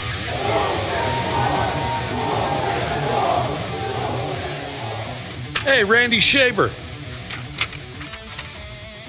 Hey. Good morning. There he is. Oh, it's very far away. What happened, Randy? Are you very far away? What do you mean? We can barely hear you. What? Oh, there you are. Were you just coming out of the bathroom or something? No. Did you miss us? Did you notice that we were gone yesterday? We weren't on yesterday? No. That was just you talking to yourself. I sat here for 40 minutes and just kept talking. Just one long monologue. Yes. Randy really nailed it today. Oh, that reminds me of our interview with Nikki Sixx. Yeah, we've had a couple of those. Many years ago, true story, we had Nikki Sixx from Motley Crue. We were taping the interview to run live at a later date. And we said, hello, Nikki Sixx, welcome to the show. And honest to God, the guy talked for so long without taking a break. True story, Josh and I left the studio, walked around the building a little bit, came back, and the sumbitch was still talking. It's a true story. Randy, Those are the best interviews. Oh, it is. Yeah, it's better than the yes, no, where you get nothing out of them. Exactly. Director Kevin Smith is a lot like that, yes, too. he is. He's a great interview in that he's got a lot to say. Oh, God. Randy, help us welcome Dick Bremer to the show. We get to talk to Dick every Tuesday because he's a stone pimp. Dick, how are you? Everything is good. That's good. As Wapple said, it's our Minnesota Twins interview with Minnesota Twins Ambassador Dick Bremer. I knew I was going to get crap. Yeah. Editing, Wapple. Editing is the word. Dick, were you ever a basketball player? In high school, I was as tall as I am now, 6'2", but 70 pounds lighter. And I got pushed around, and I wasn't very good, but I did play in high school for Staples High School. That's great. I mean, because you're a tall guy, 6'2", you're a big guy. But you got, I mean, did you at least use up all your fouls? Yeah, I fouled out once in a game, but I was so skinny back then. It's hard to prove that I actually played photographically, because if the cameraman caught me sideways, you couldn't even see me. That's how skinny I was. Oh, man. Yeah, we're all kind of pumped around here for the Timberwolves, as you might imagine. So I wanted to ask you about some hoops, you know? Well, I understand that, and what a dominant performance last night. I did cringe, though, and I heard Charles Barkley's prediction that the series is over with already, and I would imagine a lot of Timberwolves fans, as excited as they are, kind of winced a little bit, too. It's 2 games in, but they sure looked like the far better team last night again. Oh, man, it was fun. It was fun, and, yeah, we can go up and down about the Wolves, you know. I'm sure you'd rather us. You'll come over and intentionally foul us yourselves if we don't get right into the Twins. I understand. Because you know what? 13 out of the last 14 ain't so bad. The last time we talked to you, you said, well, maybe when I talk to you again, we'll still be on a win. Hell, your prediction almost came true. They only lost one there to the Red Sox, 13 out of 14. Yeah, and, the 10 wins against 2 really bad teams, the Angels and the White Sox, really what they've done on this homestand, winning 3 out of 4 against 2 really good teams who can really, really pitch well. That might be more impressive than the 10 wins they got against the White Sox and the Angels. Right. They started their 4-game home series with Seattle last night by winning 3-1. Simeon Woods Richardson looking pretty sharp for a young kid. Would you agree? Yeah, I think he's done what I thought, and I think a lot of other people thought Louis Varland was going to do when he was in the rotation. And it just speaks to the depth of this pitching staff going down to the AAA level. And over the course of 162 games, you're going to need that. He has been outstanding. His command has been outstanding. And, it's kind of getting into the weeds a little bit, but they worked with him on lowering his arm angle, and he's gotten more velocity, and he just really looks like he's here to stay. Mm-hmm. That's good to have. Young arms, that was something that a lot of Twins fans were asking about before the season started. Where are the starting pitchers in the system? Do we have any guys? Sure, we got bullpen guys, but what about, and we got plenty of hitters, but what about pitchers? So it's nice to see him do well. And they got just enough hits, to get the job done. Carlos Correa, run-scoring double. He scored the go-ahead run as well. Vasquez and Margot each had RBIs. And here comes Duran in to pitch a 1-2-3 eighth. Caleb Thielbar pitched for his 3rd save. Overall, speaking of pitching, aside from the hiccup Sunday against the Red Sox, they held the Red Sox to a couple of runs in Friday and Saturday's game, held the Mariners to one run last night. So, I mean, starting pitchers are looking good too. Yeah, and I think we're waiting for that lineup to be more productive, and when they get Royce Lewis back, that'll probably happen as well. This lineup is better than it's shown in terms of producing runs. Got some guys, some veterans off to some pretty slow starts. Carlos Santana, Kyle Farmer, guys like that, but they should be able to figure it out. Then I think this Twins team is capable of putting together some more winning streaks. Kind of wish we could see it on television. Yeah, I'm in that department. Right, Randy Shaver? I'm in that department. I have Comcast, so I no longer can watch the Twins. I can't think of the last time I missed 4 consecutive Twins games. Yeah. Maybe I was... It doesn't look like there's going to be any settlement in sight either. Sucks. They play tonight at 6:40. Bailey Ober on the bump. Yeah. Versus, boy, this name sounds important, Emerson Hancock. Oh. Sounds like a guy that you don't want to go to court against. Emerson Hancock. And that's the Mariners' strength, right, is their pitching? Yeah, starting pitching. Right, and we saw with the Boston Red Sox as well, these pitchers who are off to great starts across baseball. There are a lot of Simeon Woods Richardsons out there for teams, and I've never heard of these guys, but they've stepped up and contributed, pretty successfully to their teams.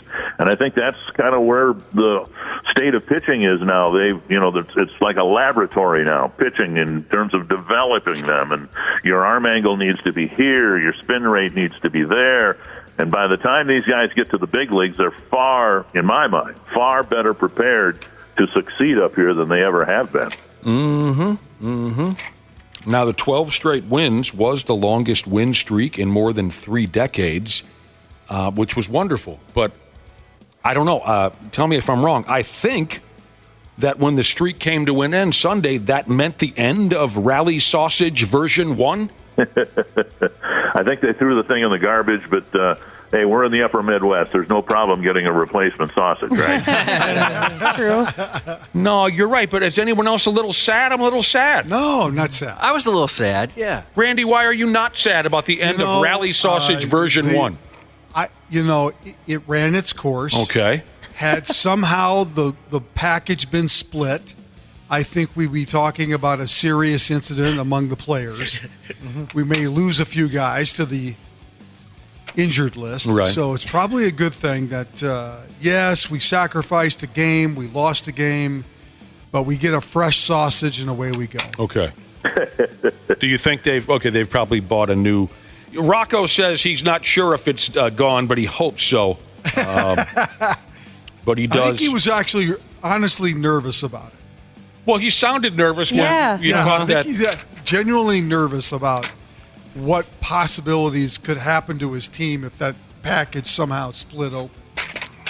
Well, maybe next time we get a look at maybe it'll be like there's a big fat bologna or something like that. You know what I mean? I like bologna. Anyone else? I still like a good. Of course. I grew up on that. Give me some Oscar Mayer bologna and a piece of cheese between a couple pieces of... I'm a happy guy. That is fantastic. All right. Rocco says, the original sausage might be in the trash. Now, where it belongs. Rocco! Says we can always get a new one. All right, a touchy subject around here. Byron Buxton on the 10-day injured list as of last Friday. Well, if they keep winning, it's probably not as touchy a subject as you would think. Right. That's really the bottom line is you bring a guy up like Larnach, you got Castro, who's been playing fantastic, jumping into center field. Margot last night getting the call to play center. As long as the team is winning, I think they'll be fine. It's they lost Royce Lewis and got off to that terrible start, but once the winning streak began, you didn't miss him quite as much. It'd be nice to get them both back. Mm-hmm. That's a luxury, it seems like now, but as for right now, they seem to be hanging in there. The only thing that I just find fascinating right now about this team is the actual division. I'm blown away at how well Cleveland has played. And actually, Kansas City has played so far. And I know it's early still. It's only 35 games in. But, man, the Guardians have been fantastic. Kansas City is a plus 45.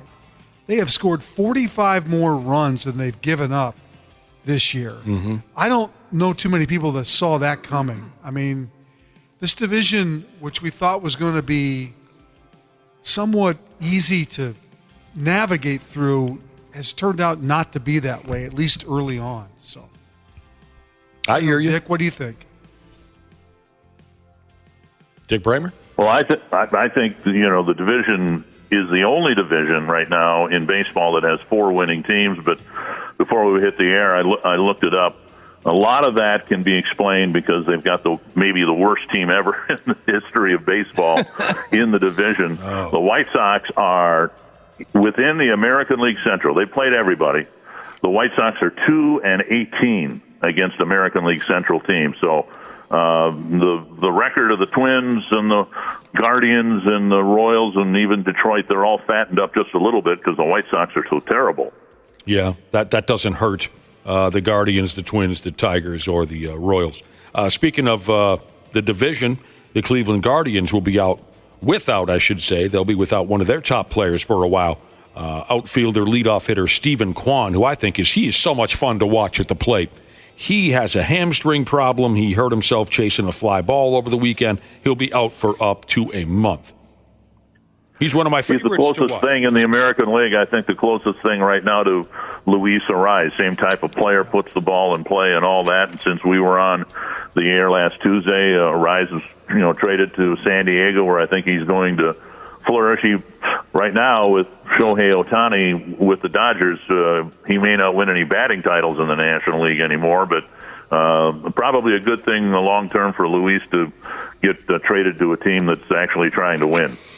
I hear you. Speaking of Luis Arraez, Dick, did you see the video where he interviewed himself? I did not. Okay. There was just a live mic sitting around before the Marlins game a couple days ago. This was the day he was dealt to San Diego, but he's sitting around. There's a live mic somewhere. He picked it up and interviewed himself. Get there? Yeah. Hey guys, thanks for watch Belly Sport. There for the hope, there for the support. I'm Luis Arraez. I play for the Miami Marlins, so thanks too much. Yeah, I'm just waiting here for my teammates, and then I just need to go inside and then prepare my mind and be ready for the game. Oh, what a question, yeah.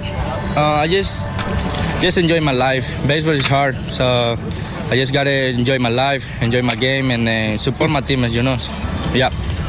Ooh, yeah, we got a really good team. So we just need to continue to play hard and then play together, So baseball is fun. We gotta just enjoy. Oh yes, thanks so much. I look good in TV. Yes, thanks. What a question, he says, to a question that wasn't asked of him. Later on that day, he was dealt to San Diego. Dick Bremer and Randy Shaver, too. Who were some of your favorite players to interview in your career? Well, for me, I go back to Gary Gaetti because I would ask Gary a question, and there would almost predictably be a pause of about a second or two, and then he would give a really good answer. And while the pauses are kind of unusual, and you usually get a lot of cliches like we just heard from Luis, but Gary thought about the question and then gave really good answers. So he's one of my favorites. Cool. I mean, yeah, thoughtful guy, Gary Gaetti. That's a good answer. Randy Shaver? You didn't like interviewing anybody, did you? Oh, I did, actually. If you're talking about Twins back in the day, obviously, sure. For me, Torrey Hunter was always a great interview. Just really enjoyed talking to Torrey. Early in Torrey's career, he wasn't really much of a hitter. He was known more for his glove than he was for the bat. But once the offensive part of his game came along, it became even more enjoyable to talk to him about his overall game.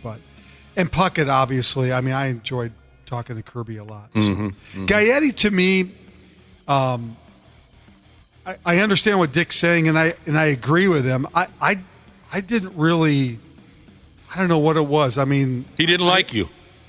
Well, I interviewed him last year during the playoffs when he was here, and it was awesome. He was so good. I just remember having kind of a hard time with him, and also Roy Smalley and TK. Those guys always seem to be, I don't know, kind of surly or whatever, however you want to put it. They were Mark Rosen fans. What can you do? Probably, yeah. Well, they just kind of. Well, I was a young kid.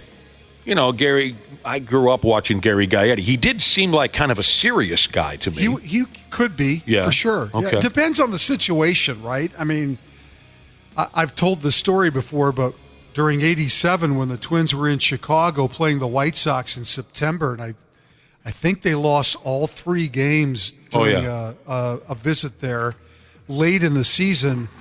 And we were covering the team. I was with Tom Hanneman from Channel 4, God bless his soul.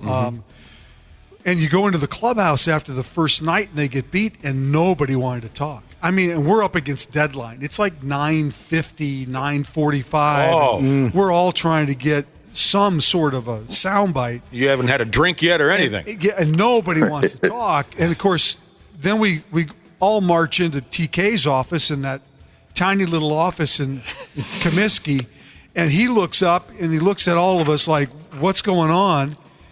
And we just said, well, hey, can we ask you a few questions? He goes, well, what? Talk to the players, and nobody's talking.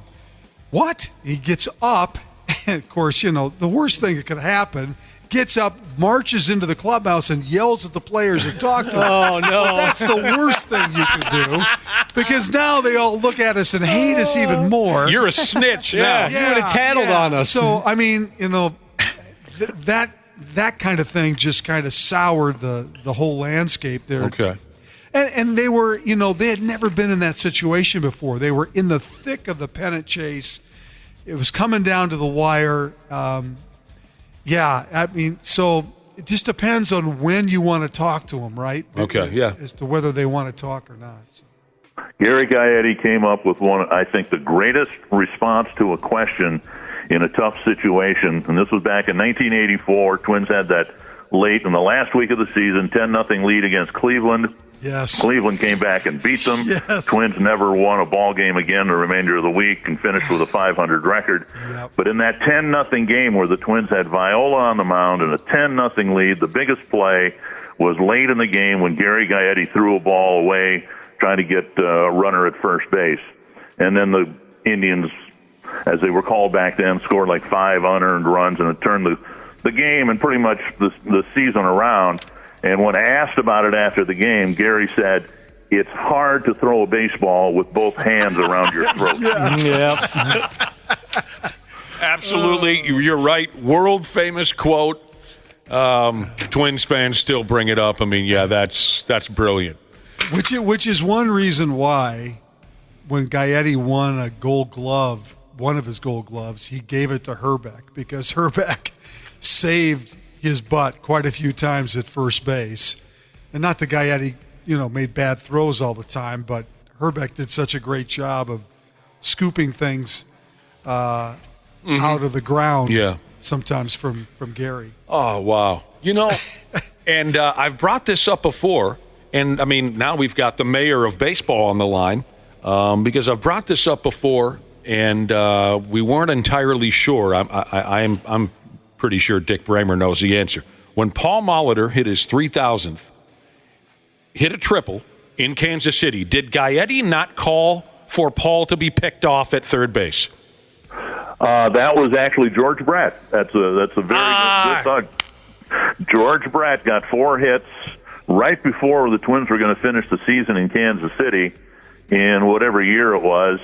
And Brett got his 3,000th hit in Anaheim. Gaetti was the first baseman. And I think the catcher probably called the pickoff. But here's Brett. He just has, other than the World Series win, the pinnacle of his career, 3,000th hit. He's 5 feet off the bag thinking about everything else but being picked off, and they threw over and picked him off right after he got his 3,000th hit. That's right. I know you can look that up on YouTube. It is hilarious to see George Brett's reaction. He is absolutely flabbergasted that they did that to him. That's right. Thank you for clearing that up. Oh, wow. I encourage folks to look that up on YouTube. That's outstanding stuff. All right, what do we got time for here?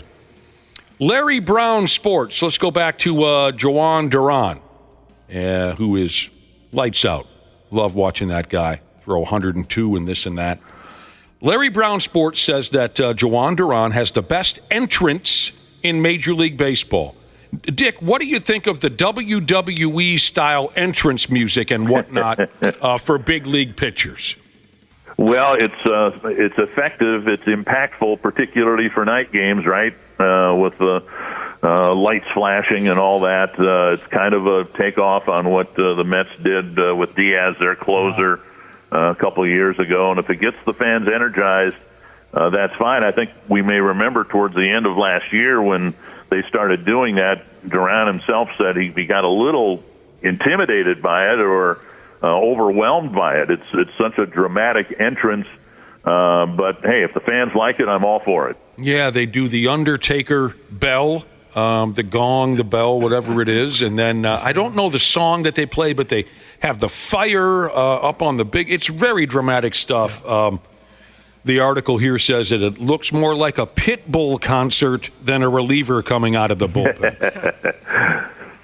It's all. Well, of more importance than the entrance music is the stuff he brings to the mound, and he looked pretty good again in the 8th inning last night. And I keep going back to when Duran was first pitching out of the bullpen, and we were in Boston, and Dennis Eckersley, arguably the best closer of all time, was doing the telecast for the Red Sox, and he saw Duran pitch one inning, and afterwards I asked Eckersley about it, and I'll clean up what Eckersley said.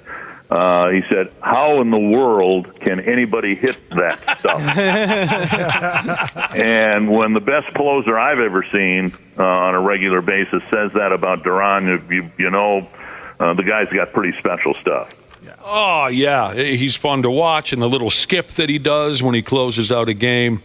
But, yeah, it's becoming a thing more and more for these big-time closers to have a dramatic entrance. It's fun. You know, it is very television wrestling-like, but it's fun. Oh, wow. Well, Dick, thanks again. We'll be watching tonight, and we'll talk to you next Tuesday. I'm trying to think if there's anything big going on. They finish up their series with there's a 4-game series with Seattle. Where do they go next? I can't remember. Toronto, I believe. Toronto. Got to go across the border there. We always appreciate your time, Dick Bremer. We'll talk to you in 1 week. You got it. Thank you very much. Thank you. Oh, man. Didn't Wild Thing start all that? Well, Major League. I think that's where that all started. Ricky Vaughn. That was cool. Wild Thing. On the Cleveland Indians team there. Wild Thing. Oh, damn. All right, the Timberwolves. We got to get going with the Timberwolves. Unbelievable. They played, I'll say it for the third time. Yeah.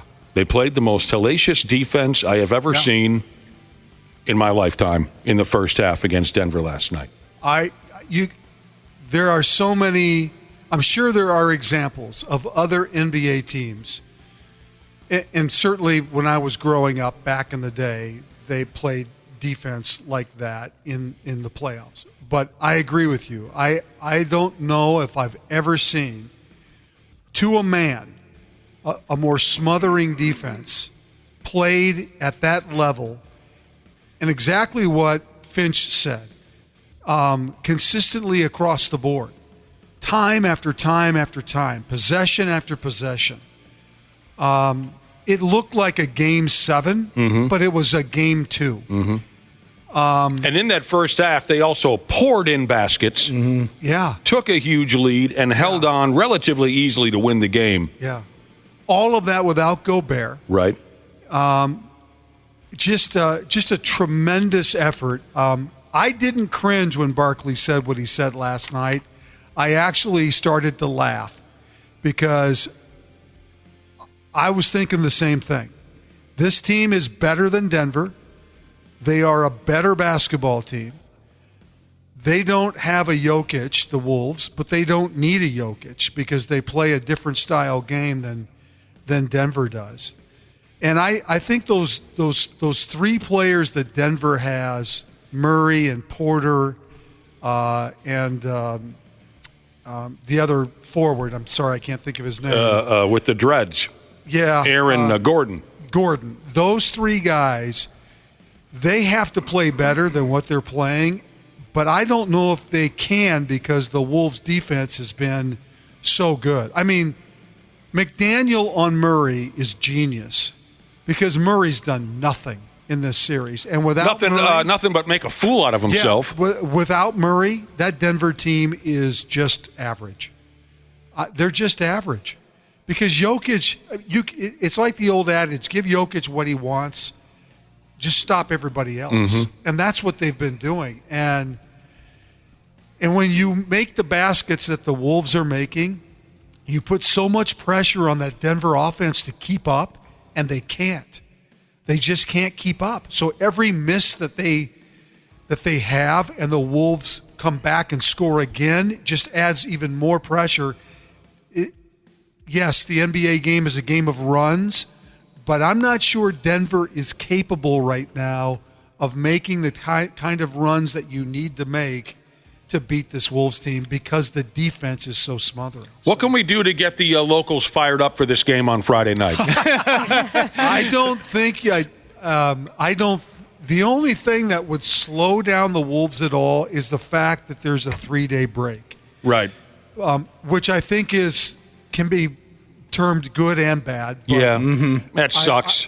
But but maybe not. Maybe not. I mean, I personally don't like it, but right. I mean, as a club, maybe it benefits them. We'll find out. Right? It's ridiculous to have 3 days off. I just don't see Denver coming into this building and winning 2 games. I don't see it. Even if there's a split, the Wolves still have the advantage. Mm-hmm. And they've earned it. I mean, they have flat out outplayed the world champions.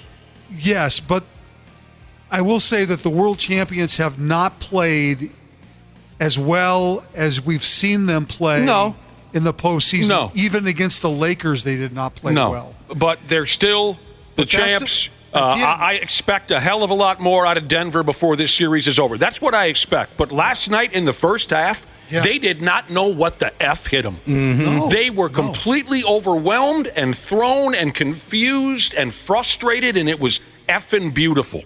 I saw a lot of people say that they should have hot pad night Friday night. Oh, that'd be great. Everybody gets a heating pad. Oh, right. Now, someone texted in and said, do you think Murrow will be suspended for that? No. No, he might be fined. No.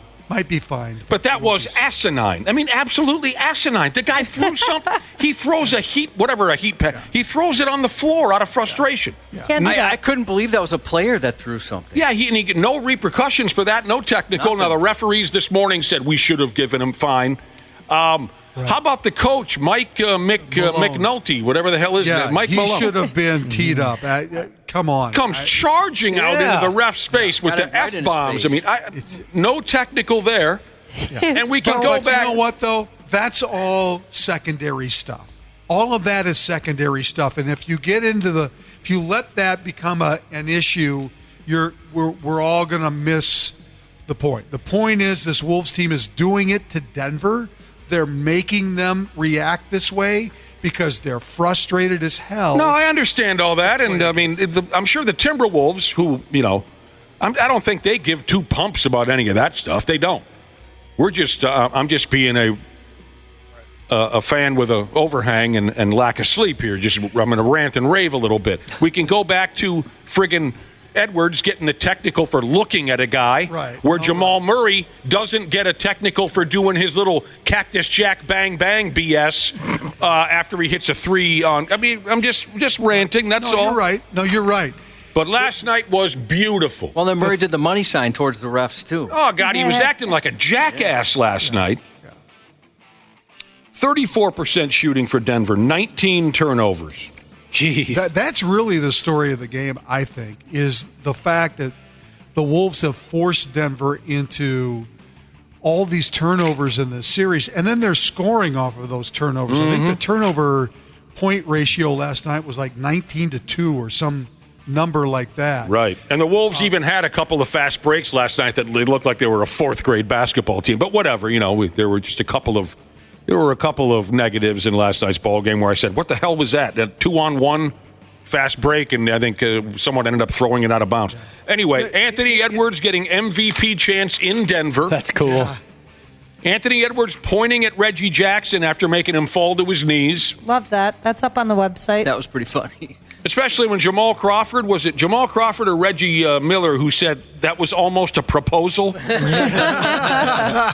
When Jackson goes down, he might be hurt, this Jackson guy. Oh, he's not. I don't know if he'll play Friday. Again, I don't know if it was Crawford or Miller who, describing Nickeil Alexander-Walker's defense, it was Crawford or Miller who said he's on him like braces on crooked teeth. God, that defense was great last night. And it's not just one or two guys. No. It is everyone who gets minutes on the floor, and it is so contagious. I mean, they are all playing for each other, and it's every minute. It's not like they take a break, right? It's not like they played great defense in the first quarter or in the third quarter or whatever. It is every single possession. Mm-hmm. And that's what makes it so beautiful. I mean, they held Denver to 80 points last night, and really they held their best players to something like 68 because their backup scored like 10 points. They put in the JV guys. Yeah. Mm-hmm. So, I mean, think about how just devastating that is to a Denver team that is definitely not used to being treated like that. I mean, that's where the frustration is coming from Denver. And I'm not so sure they can make adjustments to compensate that or to be able to find a way to beat that defense. There's just... We'll see. They're beating them one. It's not like they're playing a crazy zone or they're doing something. They're not. They're playing man-to-man defense, Mm-hmm. and they're playing just man-to-man defense on Jokic. They're not doubling. They're not tripling him. They're not doing anything crazy. They're just matching up, man against man, and it's working. I'm pumped. Can't help it. Up 2-0 in a best of 7, and you haven't even played a home game. But again, I'm going to try to be cautious about my mental state because the Denver Nuggets, when they are on a roll, can be an absolutely incredible basketball team. No, we haven't seen what we saw from them last year yet this year in the playoffs. We haven't. But it's there somewhere, and you got to still tread pretty carefully and don't take your foot off the gas. Anthony Edwards is tired of people comparing him to Michael Jordan already. Well, quit being so good then. Then don't do the shrug like you did last night. Because as soon as you do something like that, then it starts up again. Anthony Edwards is quickly becoming the face of the NBA, another article says. Absolutely. Drew McGarry from Defector.com, the author that we love so much around here, writes some funny stuff. He had an article titled, Anthony Edwards is forcing me to say the unsayable. Yeah. Absolutely comparing true. him to Jordan and Absolutely saying true. things like this Wolves team is great. He starts his article off by saying, I'm not a Minnesota Timberwolves fan. I was present for their first ever exhibition game, played at the old Metrodome back in '89, but I haven't given much of a pump about them since that evening, not even during the Kevin Garnett years. Why would I? The Wolves have never won dick. But he goes on to say, Anthony Edwards has changed his mind. But you're right, Nick, about the caution. The caution is they still haven't won anything yet, right? I mean, yes, they're undefeated in the playoffs so far. They got through the first round with a sweep. They're leading the defending champions in the semifinals 2-0, but they still haven't won anything yet. However, the way that they're playing, if it can be sustained through this series, through the next series, I mean, that's where you sit here and you go, man, this thing, they have a chance to do something really special. Yes, they do. Here's a text message that just came in asking me how mentally ill will I get if the Wolves make it to the championship. I will be inconsolable. Absolutely inconsolable. I fear what I might say or do. Boy, I have a fear. I think my wife's going to leave me for Mike Conley She talks about him, and I understand he's a very handsome individual. She should leave you for Mike Conley. I would, I So totally we can would go get it. back to being bros. That'd be something. Yeah. I could say I'm an Eskimo brother with Mike Conley. I mean, I already can about the rest of the team. But Mike Conley. Yeah, how do you know you can't say that? Come on. Josh, we know your roster of Eskimo brothers. Yeah, it's kind of sad. It's impressive, is what it is. NBA champions. Super Bowl winners. Super Bowl champions. But not Mike Conley. But not Mike Conley Boy, she Jr. has too much to say about him. He's such a great player. Yeah, he's great awesome. guy. Attractive guy. I Very wouldn't say attractive. he's more attractive than you. I would. I think a lot of people would. I'll go ahead and say that, Josh. You're a bastard. So we'll get all settled in now and then get set for Friday night. Friday night at 8:30. That targets our crowd. I'm worried about the structural foundation of a 35-year-old building at this point, with how mental everybody is going to be there. Angry bus driver Jesus said, I would leave me for Mike Conley. He'd leave himself. I was at that Wolves playoff game where Jesse the Body, Came rappelling down from That's right. Rappelled down from the ceiling. What was that, like 95? They were playing Portland, opening round. Yeah, I was there. That was a pop, wasn't it, Randy Shaver? Yeah, totally unexpected. Here he comes out of the scoreboard. Good Lord. Because I believe he was governor at the time, Jesse. I don't know if he was the governor then. I don't know. Someone looked that up. When was that? I don't know. I don't think he was the governor. Well, but he was Jesse. Yeah. He came down. He had that, rappelling down from the ceiling. The place was up for grabs when they saw Jesse. Hey, how's everybody doing, huh? Professional basketball, huh? All right.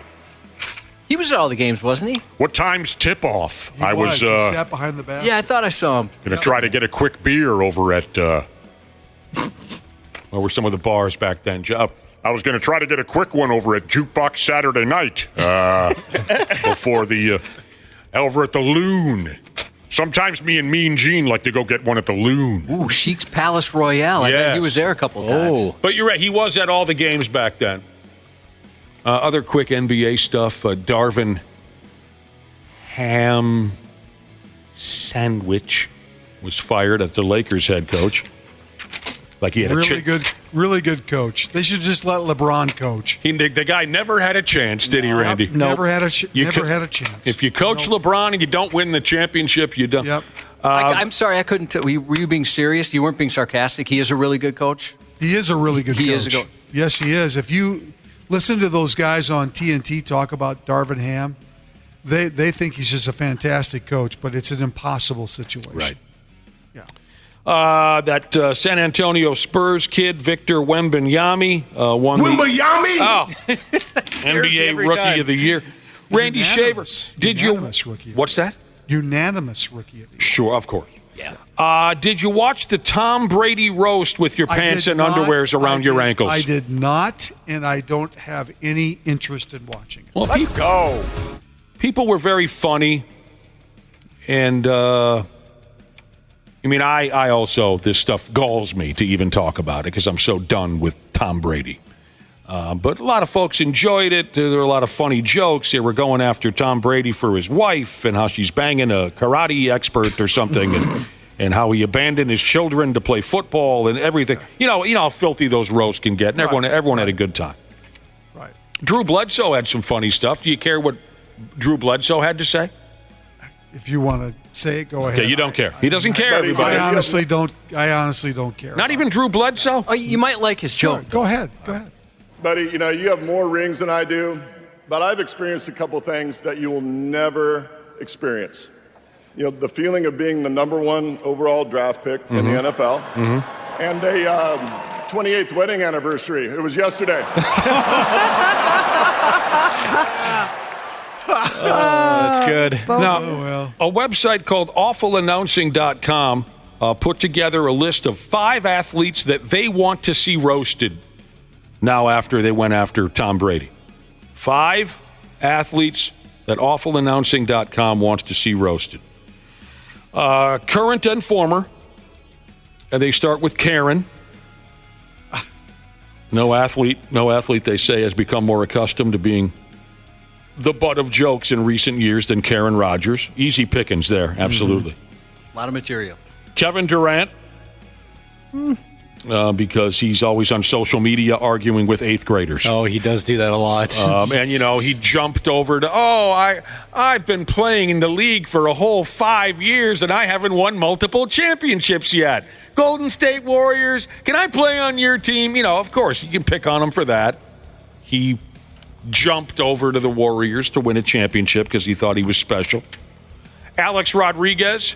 That'd be fun. A lot of material there, too. They say, there's plenty to poke fun at. Oh, I'd pay attention to that one. You would watch that one? That one I would pay attention to. He was on the gas. He was dating Jennifer Lopez, and they're married now or whatever's going on there. I don't know. She left him for Ben Affleck.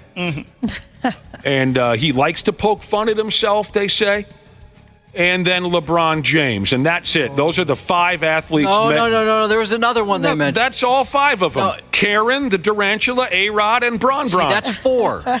There's one more on there. Oh, Christ, you're right. Travis Kelce.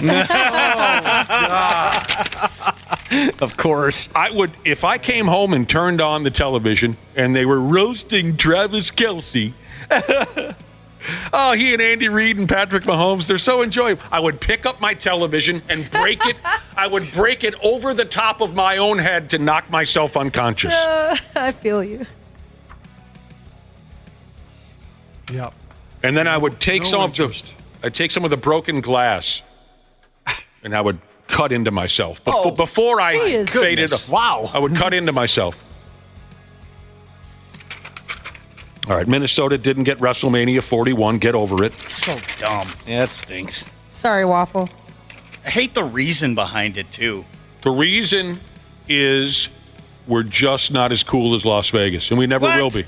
No. I don't know. What's the reason? Go ahead. I heard it was just because, they're trying to get away from the Vince McMahon era, and he was in that time with the talks with Minneapolis to have WrestleMania there. So they went with Las Vegas because they're trying to get away from him. They're trying to erase all memories of Vincent Kennedy McMahon? Yeah, they're trying to go the Triple H route. Okay. I would also say that the ongoing issue with Uber and Lyft is not helping that situation either. Good Forgot point. about that, too. Yep. Because without the rideshare program in Minneapolis, that would be an issue. I'm so sick of getting my hopes up for this. It seems like every couple of years this is finally going to be the time. I will believe that WrestleMania is here when I'm sitting there in my seat and the bell rings. Yeah, it kind of keeps going on. WWE released that hot shot from here in town, Gable Steveson. That didn't last long. Yeah, he didn't really do anything, did he, with that? Says here he never became popular with pro wrestling fans. He only had one televised match since signing with the organization. I talked to some guys who follow this stuff, and they said he just really didn't have the charisma yet to make his mark. That can come with time. We've seen it. The Miz was a stiff for a while. Total stiff. He sucked. So, for now, you know how it is in wrestling. Once you're gone, you stay gone, right? Pretty much. Yep. Once you're gone, that's it. They never see you again. You get one shot. And what they let go of the King. WWE released the King. I saw that. Yeah, what the hell's that about? Jerry Lawler. You can't have wrestling without Jerry Lawler. Who's going to take his place? Is the answer Jesus? What movie? Slapshot. I don't know. Because I don't watch the show anymore. Corey Provost, maybe? I don't watch the show anymore, but I'm sure there's a pack of young people. Everyone's got to be young now. Well, doesn't the blowhard from ESPN do it now? Yeah, Pat McAfee. I was thinking Pat McAfee, maybe. He's black, but he's already a commentator, though. You're tired of who, Randy? I'm already tired of him, too. Who? Pat McAfee. Oh, I never liked the guy. He is everywhere. Corey Graves, is he still working for that company? Yes, he is. See, he's outstanding. Get some more people like Corey Graves. Who was that English guy, like Nigel or something? He seemed to know his stuff. He was doing NXT over in the UK. William Regal? Yeah, you're thinking William Regal. No, there was another guy named Nigel, but William Regal's awesome. Yeah, he is. He was like the general manager of NXT UK. What's this text? The Miz was on The Real World. I've never heard of that before. What are you talking about? All right. Jerry Lawler, well, he had a decent run. You remember when they had the gimmick battle royal and Kamala was backstage with William Regal? And William Regal said, "Let me get this straight. You want me to rub the moons on your belly?" If you're an old school wrestling fan, you know how funny that is. If you don't follow, then you have no idea what I'm... Randy Shaver, that was a hell of a run we just went through. That was some hollering back and forth. We're all excited around here, aren't we? Yeah, it's only going to build up to Friday. You want to do some lines and then go to that Friday Night Wolves game? I'm in. 4. Wembayami? Oh! And then Wembayami steps in and ruins everything for us. Would that be considered a massive upset if Wembayami just stepped in and beat the Wolves? Yeah, that would be a massive by upset. himself. Yeah, by himself. 5-on-1. We got to get the hell out of here. Thanks, Randy. See ya. Half-assed morning show. They're loud, they lose control, they do their little circus act. They're a nuisance.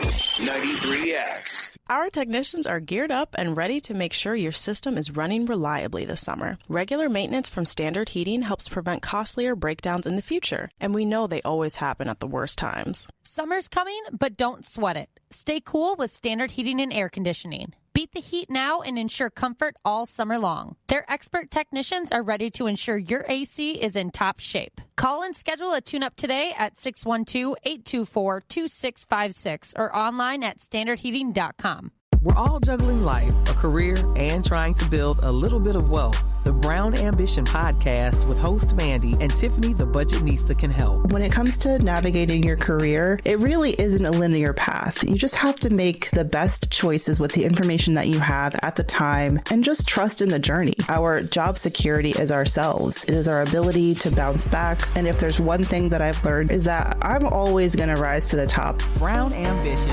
Wherever you listen. The 93X Half-assed morning show. I hate them. All of them, bro. It is great to be here with a bunch of people sitting around talking smack about Tom Brady, or as we call that in the Manning family, Thanksgiving. Peyton, I know sometimes you live in Denver and sometimes you live in Louisiana, but you'll always live in my shadow. When I heard there was a slow white Bronco heading down the 405 to come here tonight, I thought we might actually see a real football legend. The last time Tom Brady had to wait this long to get on stage, it was the 2000 NFL Draft. Buddy, you have more rings than I do, but I've experienced a couple things that you will never experience. The feeling of being the #1 overall draft pick in the NFL, and a 28th wedding anniversary. It was yesterday. Giselle gave you an ultimatum. Giselle said, you retire or we're done. That's what she said to you, Tom. Let me tell you something. When you got a chance to go 8 and 9 and all it will cost you is your wife and your kids, you got to do what the you got to do. I mean, let's be honest. Your best years are behind you, Tom. The Super Bowls, your movie career, it's all done. But you won't be forgotten. You'll always be remembered as Eli Manning's bitch. Music has been taken out of this portion of the Half-Assed Morning Show podcast for licensing reasons. The Tom Brady roast over the weekend. Welcome back to the 93X Half-Assed Morning Show. Oh, and then a great song. What a great song. It's a classic. Break My Stride, Don't Tell Me. Something Wilder. What's the first name? Matthew. Matthew Wilder? Did I get that right? Matthew Wilder. Should I tell him the joke? Well, don't you have a buddy that absolutely loves these guys? Yeah. You went to a cabin with him over the weekend. Over the weekend, we were driving around Hayward, Wisconsin, and this song popped up on a radio station. Old song from the mid-'80s. Ain't nobody gonna break my stride, right? And my buddy says, this has got to be one of the worst songs of all time. And I agree with him. And I said to my buddy, you know who loves this song? My coworker, Josh. And he says, give me his friggin' cell phone number. I'm texting him. So he texted you and said, this song sucks. Yeah, he doesn't like this song. Oh, that's funny. That reminds me when I was a kid. It's nostalgic, but it is not a very good song. The Tom Brady roast, funny stuff. I think the best joke that I heard from that Tom Brady roast, there was a gal up on stage, and she was busting Tom's chops about how his wife left him for a jiu-jitsu professional. And the gal said, "What's that like, Tom, to know that this guy that took your wife away from you, he could kick your ass while beeping hers?" Yeah, I saw that one. That was funny. All right, let's have at this here. A rock and roll concert we were telling you about earlier this morning. Right now on the Luther Bloomington Kia text line, text the word GREED, G-R-E-E-D, GREED, to the phone number 651-989-9393 for a shot to win tickets to our 93X family reunion coming up in September at the XL Energy Center, September 26th to be exact. Godsmack gon' be there. Nothing more, Wage War, Sleep Theory, and there are more acts to be announced, from what we understand. That prize provided by Ledge Entertainment. Tickets are on sale Friday. Good luck with that. Oh, it should be something. Don't you think? Yeah, definitely. I mean, people obviously like Godsmack, but Nothing More. That's the band that I hear so many people talk about lately. Wapple's a huge fan. I'm a big fan. Them and Wage War. Wage War has been badass lately, too.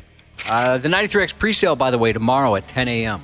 Oh! Tomorrow, 10 a.m. through Thursday at 10 p.m. with the code FAMILY, if you're interested. You got a window of time to go after that. All right, Ashley, I got a question for you to start our next conversation round here. What's up? Are you still, are dudes still sending you D pics on social media?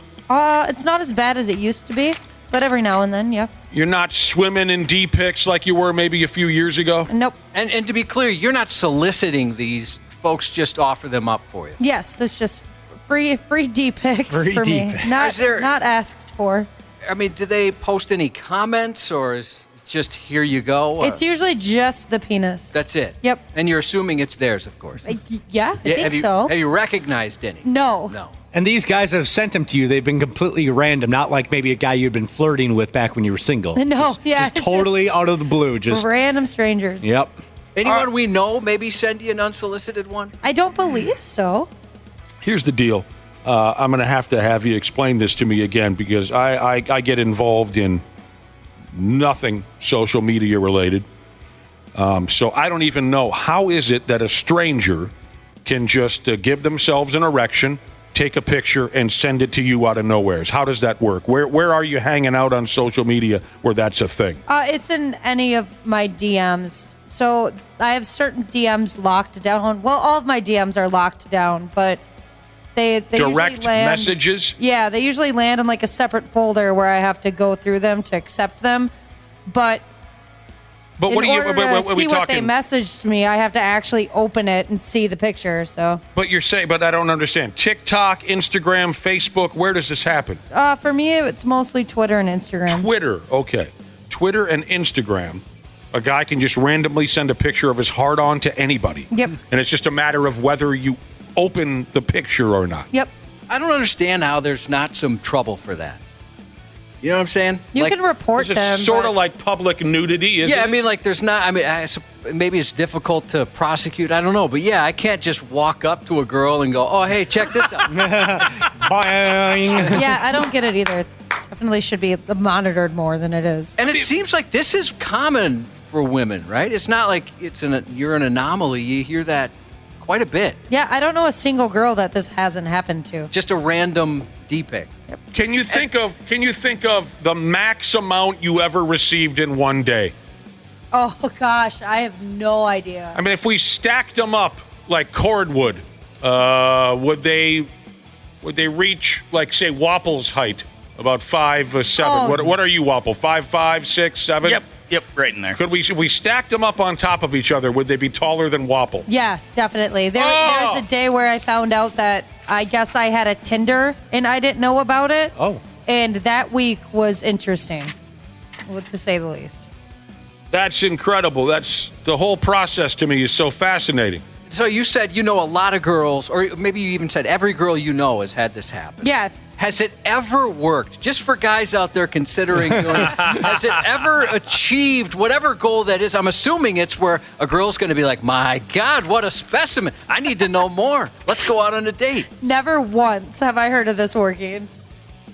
That's great. You got to feel pretty special, though, if you are the one guy that was able to successfully pull it off. Yeah. Pull it off, he says. Yeah. I suppose it's one of those you just throw a lot of darts at a lot of different boards. Right? Yeah, that's the thing, especially because, like, you're not the only one that's gotten this picture. Like, this has been it's been spread around quite a bit. What's the matter with some of you dudes? What are you guys, sick or something? What are you doing? Would it make it more special, Ashley, if maybe they like wrote your name down on a piece of paper and put it next to show you that it was specifically designed, taken for you? Yes, I feel so special. Send me a picture with a spoon in it, actually. Yeah. Frame Electric Jesus said, I flash my wife occasionally, but she knew what she was marrying into. Ow. See, that's funny because that works. Yeah, when you're like in your home with your significant other, it's like, oh yeah. Maybe that's why people think it'll work on social media. I don't think that has anything to do with it. I've never once had a woman just out of nowhere send me a stranger send me a nude photo. Never one time. It can be thrilling, but it also can be sick and twisted and offensive. And you want to hear a D-pic story? Here's a gal by the name of Becky Holmes. She's an author. And she also likes to troll online scammers. Okay? She likes trolling creepy dudes. Well, first off, I'll tell you the name of one of her books in case you want to go out and buy it. She just published a book this year about romance scams. Okay, that's interesting. And the book is called Keanu Reeves is Not in Love with You. Some people need to hear that. So that's playing off of these stories we hear where old ladies think that they're texting with Mark Wahlberg. Oh, yeah. And here's all my money. Right. Here's all my money. And it turns out to be some 19-year-old who lives in his grandmother's basement. She published a book called Keanu Reeves is Not in Love with You. She's going after scammers. And we need more people. Good for you, Becky Holmes. We need more of these scammers to get the hell out of our faces. She also likes trolling creepy dudes who send her that's not the word, unsolicited photos of their balls and penis.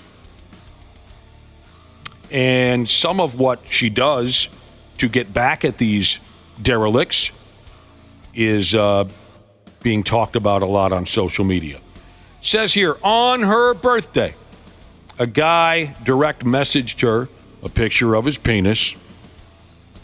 Apparently, Josh, he had taken his erect penis and he had blasted it through a happy birthday sign to wish her a happy birthday. That's kind of fun. Like when the high school football team comes running through the banner, that's what his boner did to this happy birthday sign. It's like a pop-up book. Right. Instead of blocking him when she got this message, she made him think he had a serious illness. That's a good bit. And I've heard of some other ways that I can't remember them now. Oh, I got it. I've heard that women who get unsolicited D-pics will scare the living hell out of the guy by saying, I'm 10 years old, or I am your boss's daughter, or something like that. That also, nice work. I like that bit. I've done something along those lines. I've just sent back, like, their wife's full name. Oh. Wow. Yeah, it took me 5 seconds to figure this out. Really? You were able to figure that out from an unsolicited D-pic? You were able to figure out the guy's name and his damn wife's name? Oh, yeah. Most people are so dumb at, like, coming up with creative enough usernames where, like, I couldn't figure it out. Prove it. What's my wife's full name? I'm kidding, she's of course. got a weird last name, too. Everything about her is weird. So, Born? Yeah. Oh, yeah. Now she does. All right. So she led the guy to believe that he had a serious illness. She sent back a zoomed-in shot of a red mark on his stomach and lied and said she had a degree in dermatology and told him that red mark looks very concerning. And this guy friggin' bought it. Next thing you know, he's having a serious back-and-forth conversation about his health with a woman that he just sent a picture of his boner to. Oh, that's great. So the level of intelligence of these guys obviously is not at its peak. They had a long conversation, and the dude is saying things to her like, well, I don't know, it doesn't even itch. And she said, oh, it doesn't? Well, that's even more concerning. And this guy just ate it up. She said, it's going to be a really difficult few months for you. So now the guy's probably picturing, oh, for Christ's sake, I'm going to go through chemo and all. Oh, yeah, that thing's going to fall off. He eventually replied, is how you say it. He eventually replied back and said he showed the picture to his cousin, and his cousin didn't see anything alarming. But now the guy is so believing this Becky's expertise that he says, hey, I showed it to my cousin. He's not worried, but, you know, he's no expert like you are. Totally believed it. This happened a while back, but she reposted this story after the same guy sent her another D-pic, I think is how they said it here in the story. Yeah, so, Did it and again. she posted a censored and uncensored version, so it's out there for everybody. That's great revenge. That's good stuff, yeah. Okay, so let me see if I have this correct. The second boner pic this guy sent, that time she tried to convince him that he had contracted the bubonic plague. This time he was a little more skeptical, but he said he would look into it. So, I mean, these guys are morons. Yeah, I'd imagine that's the majority of them. That's a lot of If fun, not all though. of them. Yeah, for sure. That's a lot of fun. I'm a little more in favor of the instant revenge than this long game where the guy's going to be making phone calls to his doctor and whatnot. I love that bit where the gals say, you know, like you did, Ashley, where you instantly send him back his wife's full name. That'll throw a guy clear across the room. They always backtrack too. Like it's always some excuse, like, "Oh, well, we're in the process of getting a divorce." Like, oh, okay, and that's why she posted a picture 3 days ago of you with your kids. You're a good detective. Yeah, you are. Oh, most girls Good are. detective. It's fun. You are, yes, an expert detective. You've been through a lot, haven't you? You've seen a lot. You've seen some dongs. You've had to endure. It's a war out there. This is interesting right here. A lady listener texted in and said D-pics are just simply not attractive. Yeah, my wife would have no interest whatsoever. None. Yeah, penises and balls, yeah, they're not attractive. They're not fun to look at. The only reason Why can't we dudes get that through our thick skulls? the only reason they become attractive ever is because you're actually with that person, and it can't just be a picture. It's got to be a video with sound. Sound? That's what you Yes. need? Yep. What kind of sound?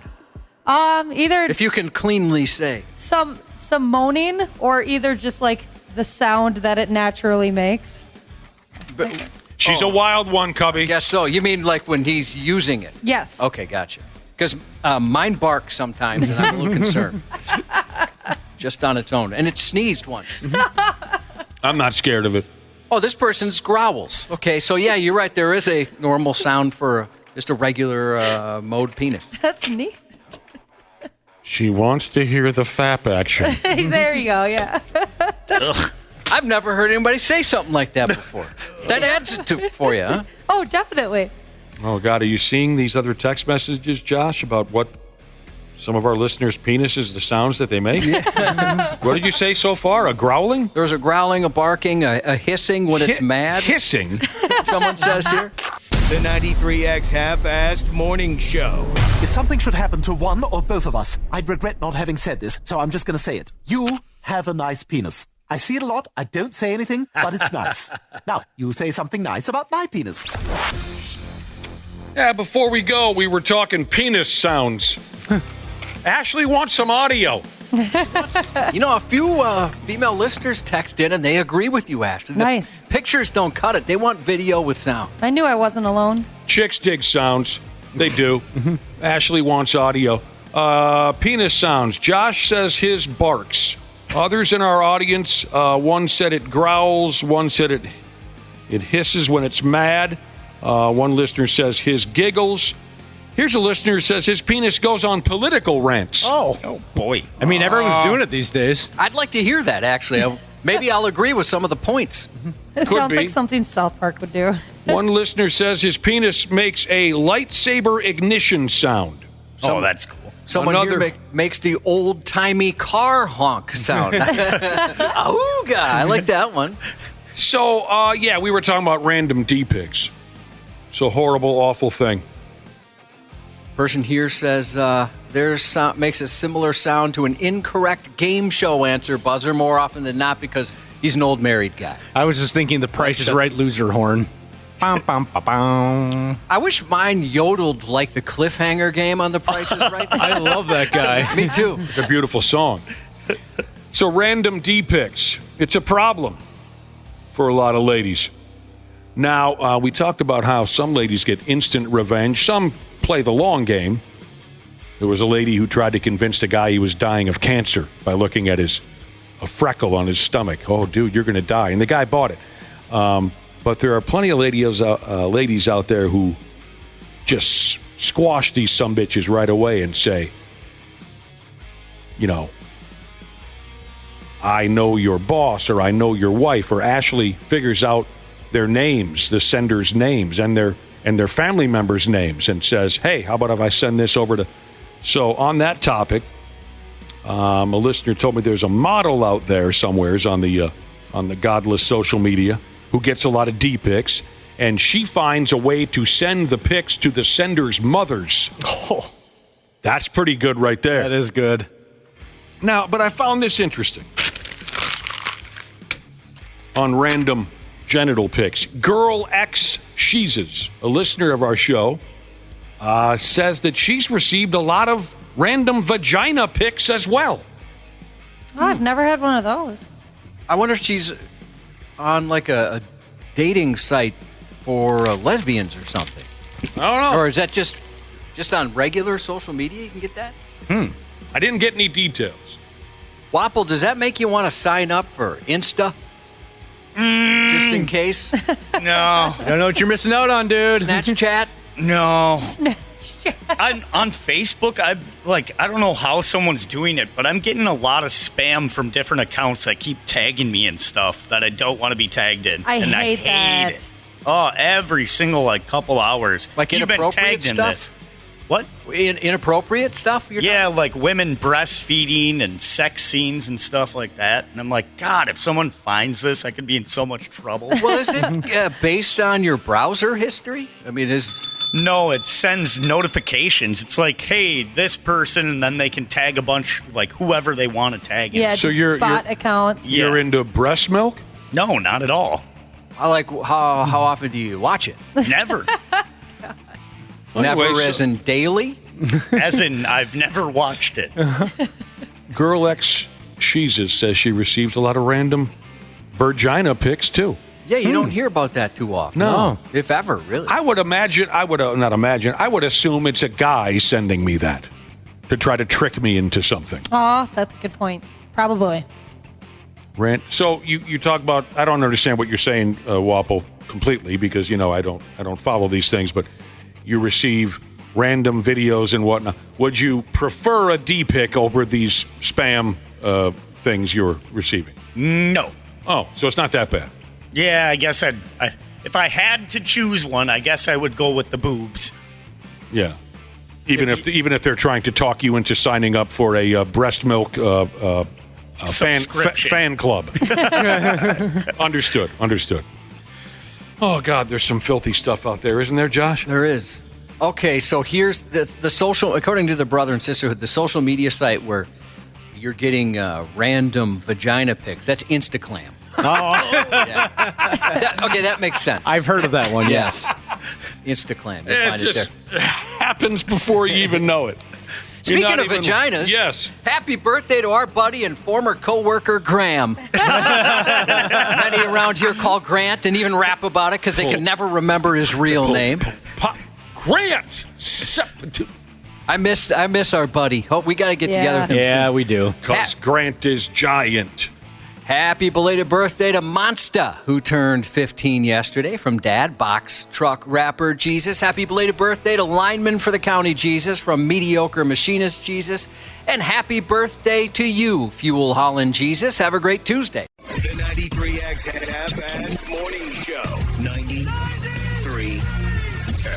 The 93X Half-Ass Morning Show podcast is sponsored by Standard Heating and Air Conditioning. New episodes drop each weekday. If your podcast platform has ratings, go ahead and give us 5 stars and maybe give our enemies 1. Thanks, and here's a word from our sponsor. Stay cool with Standard Heating and Air Conditioning. Beat the heat now and ensure comfort all summer long. Their expert technicians are ready to ensure your AC is in top shape. Call and schedule a tune-up today at 612-824-2656 or online at standardheating.com.